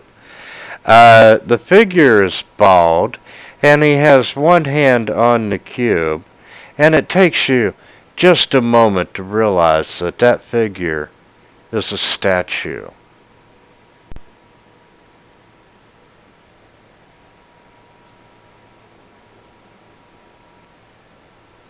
Is the room fully lit? Or is there like places of shadow? Yeah, all 8 torches are lit.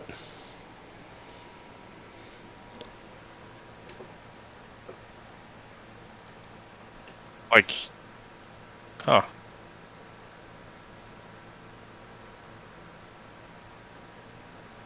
Are they obviously different, or do they look kind of similar / same as the ones we've been using?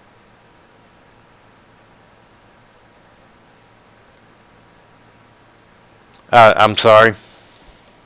Are the torches, obviously different torches, or do they look like identical to the ones we've been using? They're quite obviously different torches.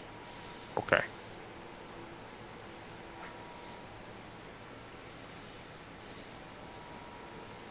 But you have a statue in the middle of the room touching this cube.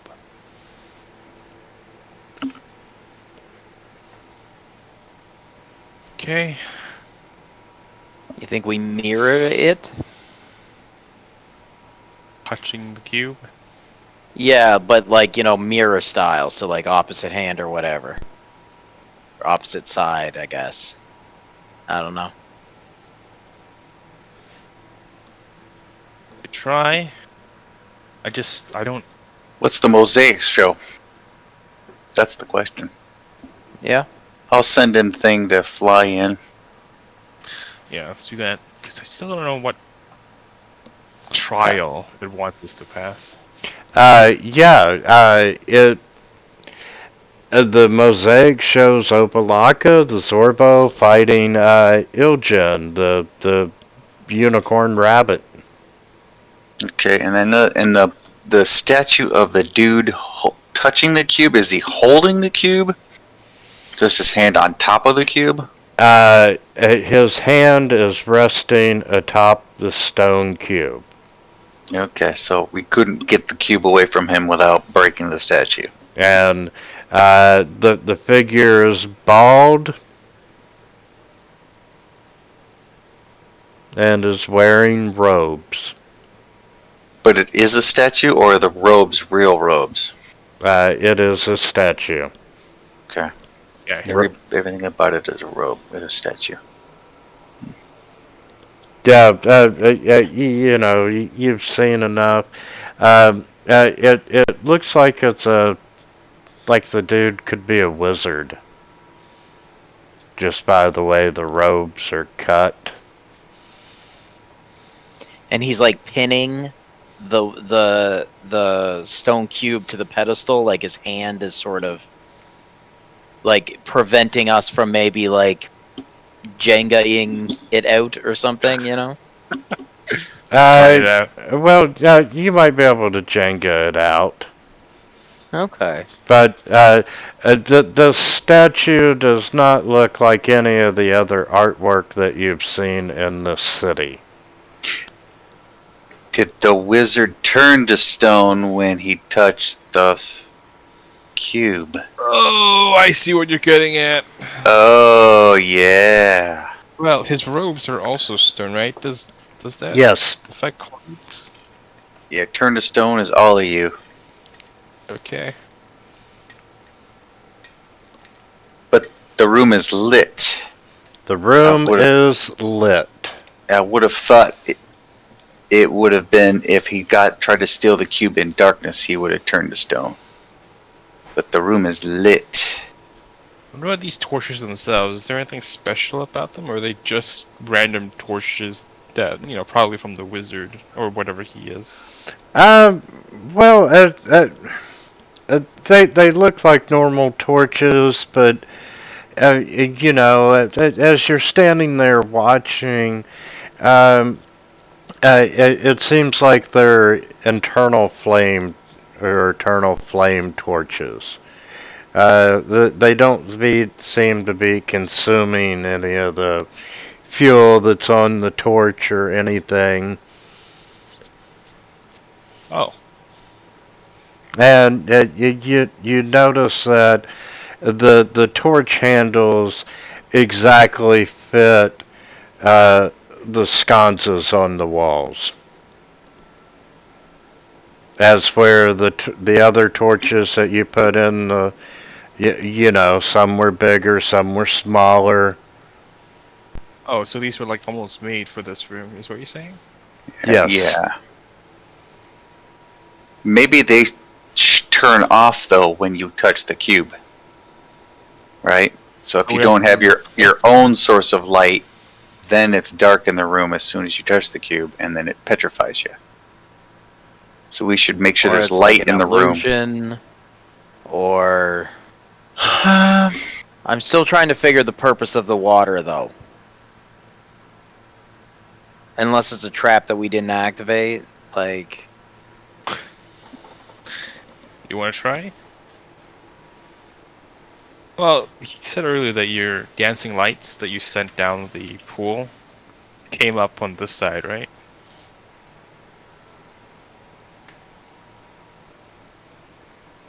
Maybe when you exit with the cube, you don't want to go through the cobwebby hallway. You need to go through the lit hallway, because otherwise you'll be in the darkness. So you have to go through the pool to stay in the light. Oh, wait. Crap, what is it called? The Eternal Flame Torches? Do they get put up by water?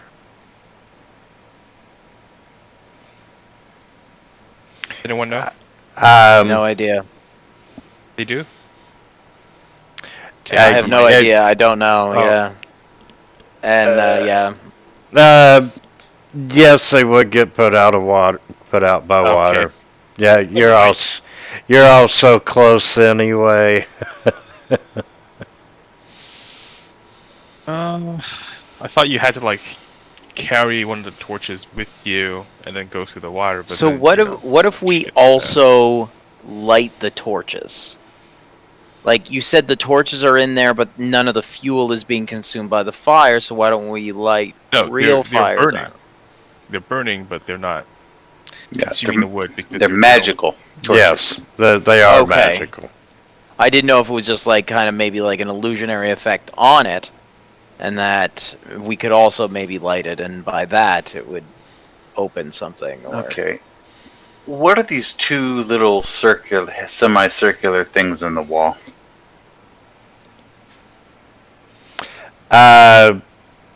They are just there. Okay, all right. Okay.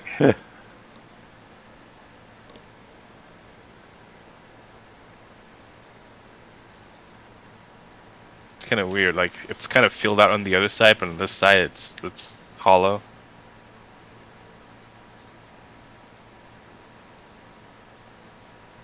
And how big's the statue? Is it like human size? Yes, it is human size, and petrification. It does turn your items to stone as well, correct? I don't know. That's what I was asking earlier. I don't know. Generally speaking, I think so. I don't usually hear like of stories of like when you go across like a Medusa's lair, like everybody still got their gear on them, but they're just Right. statues, right? It's always just full blown statue. Well, it sucks because he's got one or two nice things. But yes, it is human size.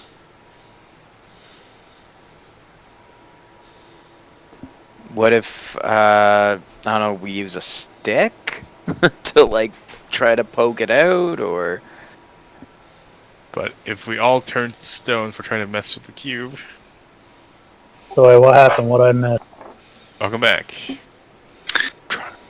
If you touch the cube, you're going to turn to stone, is what they figured out. How about we lasso it? Try to pull it from the door. drop it into a cloth kind of thing and fold it up and drag it out or something. Maybe. Anything about these fountains? I assume the one in this room shows the ceiling of the other room. Yeah, and they Yep. seem to be like portals. Like you can jump in and like show up out of the other side. We haven't Thing tested is- that, but Yeah, we haven't tested it. my orbs went through it, so. And the torches in this room are torches of everlasting flame or eternal flame or whatever it's called. Yes. They're all lit. They are all lit, and there's how many of them? 2, 3, 4, 5, 6, 7, 8, 9? No, just 8. Yeah, there's And 8. In the other hallway. What if we take those torches and put them in those ones? Yeah, because you earlier you said the scones were a perfect fit for the handles of these torches, right? Yeah. Yes. And then we would be kind of mirroring the other side, right? Right.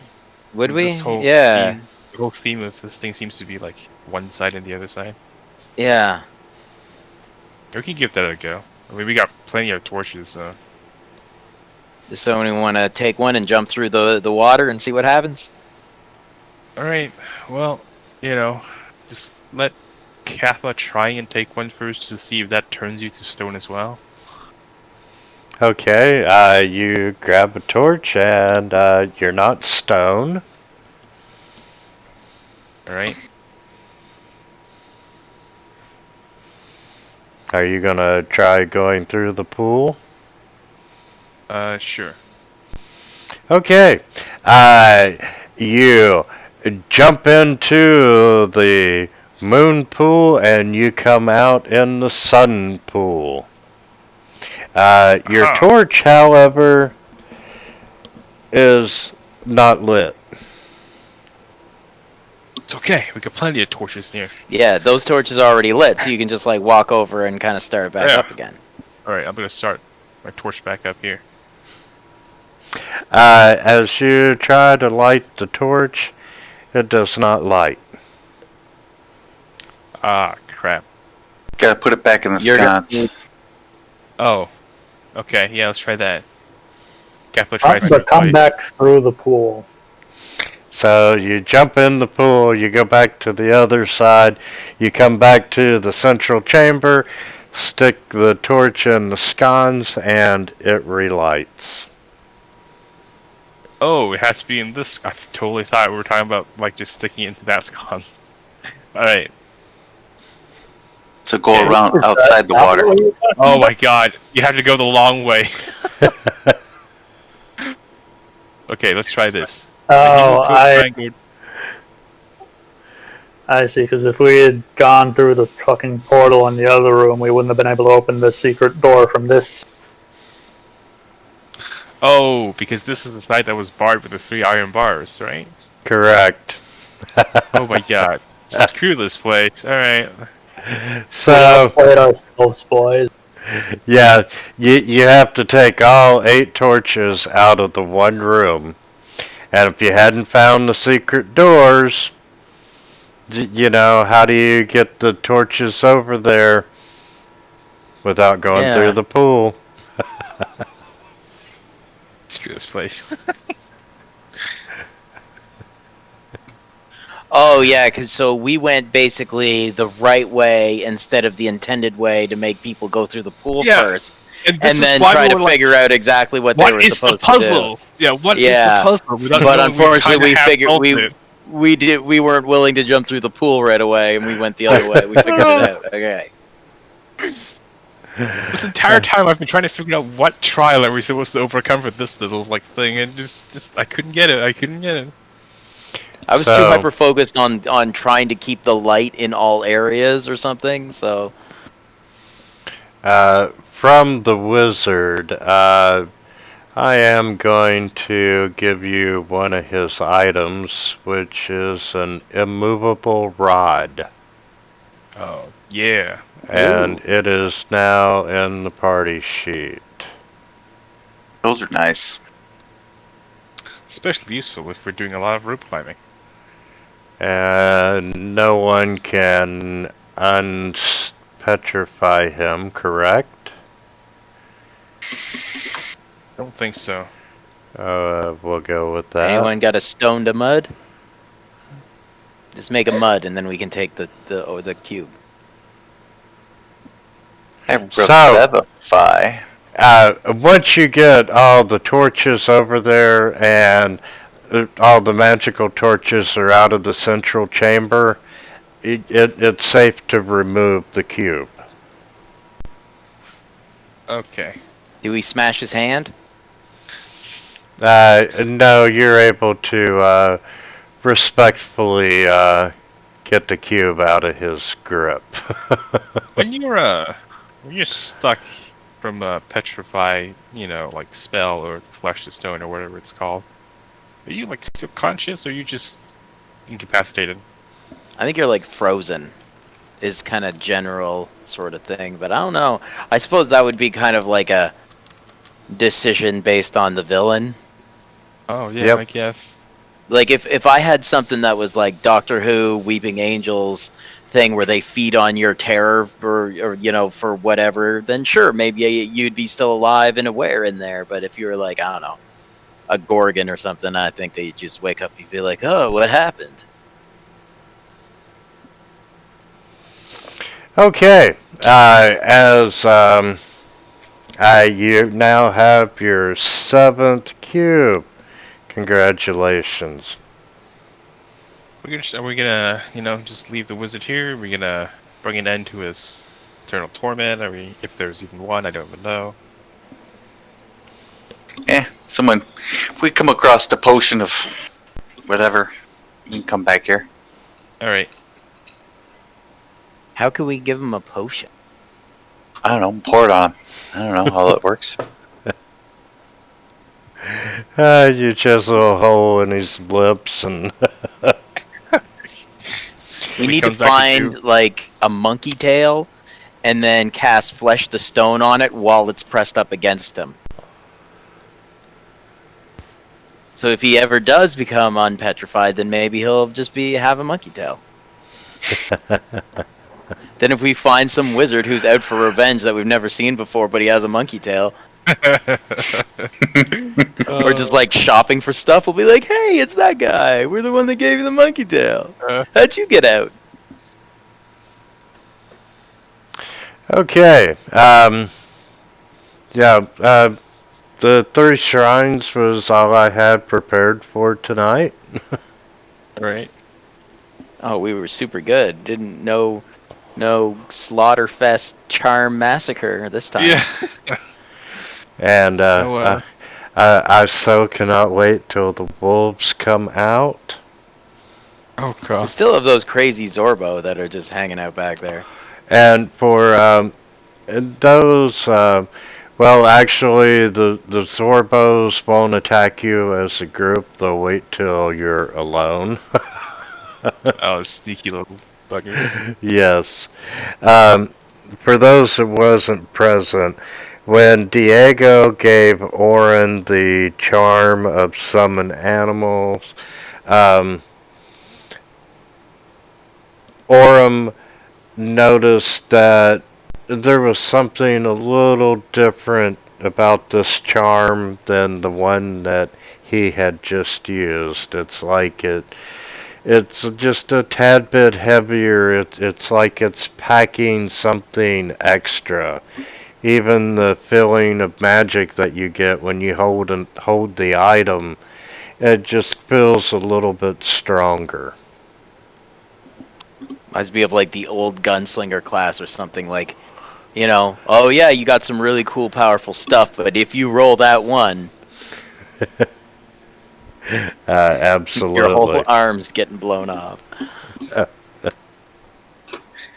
He's now implemented a booby trap option for anyone who selects wolves with the summoned animals. Anything else is fine. Just if you summon wolves in particular, something bad happens. I'll just summon 4 Zorbos. Bunch of bears, man. Just get some brown bears out here. Well, I have an interesting solution for it, I really believe. Now watch it. Orin's not going to use it ever. and it fully works with Omu. I hope all it really is just a reskinned Wand of Wonder. So like everything Orin does is just another Wand of Wonder. Oh, Thing is getting the Wand of Wonder. He's doing it from now on. I'm not going to be blamed for that I think anymore. in fights from now on, you just point it at him. And, like, whatever happens, happens. If he dies, you bring him back. Be like, well, buddy, next time. But, like, maybe you enlarge him next time. Maybe, I don't know. And out of character for a minute, so far you've all been lucky and none of you have died. The other couple of temples, the danger level's about the same that they have been. But after the temples, shit gets really deadly, and giving Thing the Wand of Wonder might not be a bad idea in 1 or 2 situations. An extra shot that might turn into a fireball could save us. Because this level is gonna suck for you because you're gonna be at level 6 for a little bit. Oh no. Yeah, you're gonna have to earn the XP. Can we just copy Bjorn's tactic? We just summon a bunch of butterflies and kill them all. 1 EXP each.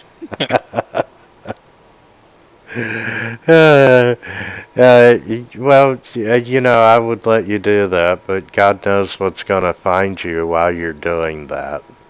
Alright. And, next week, we should finish up,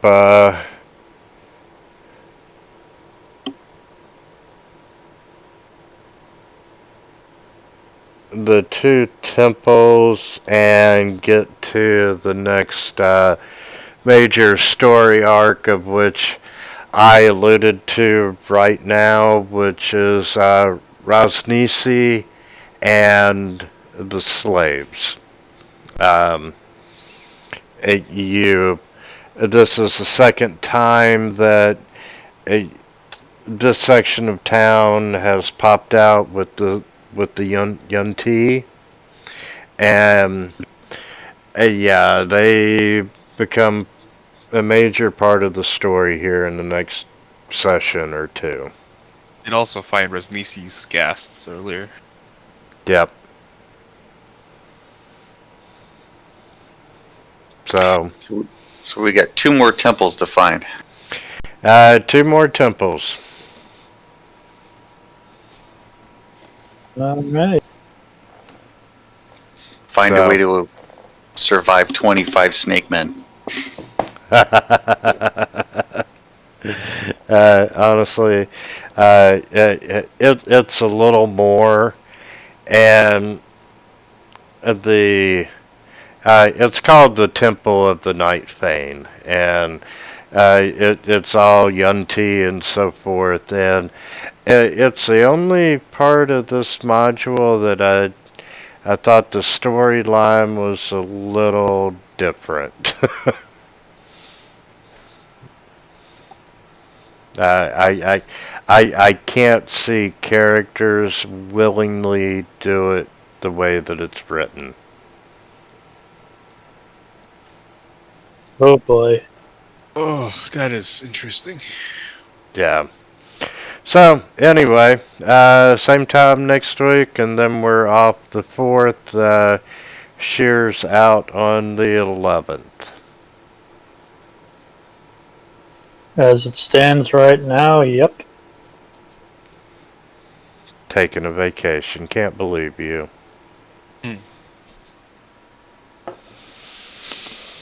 But anyway, thank you, gentlemen, and we'll see you same time next week. Cool. Later. Sure thing. Thanks. Thanks. And I have a general question. One of Yeah. you. Do you have a dual monitor set up? Yes, I do. And you can stretch Fantasy Grounds across both screens? Yes, you can.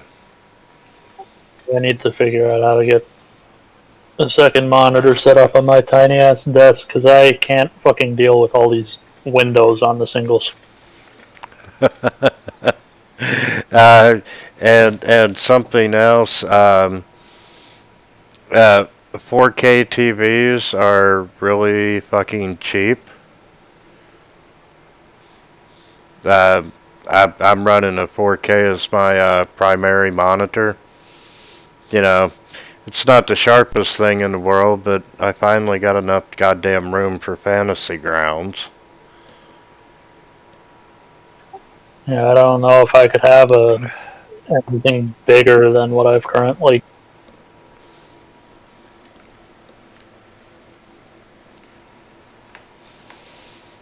But I'll have to see what I can figure out. But yeah, I've stretched Fantasy Grounds pretty much since day one. It really helps if you get 2 monitors that are roughly the same damn size. Otherwise, you know. It'll get a little weird. Yeah. But yeah, it handles it no problem, and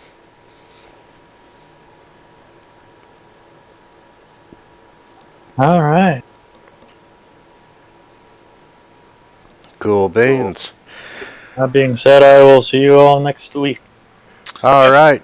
Have a great evening.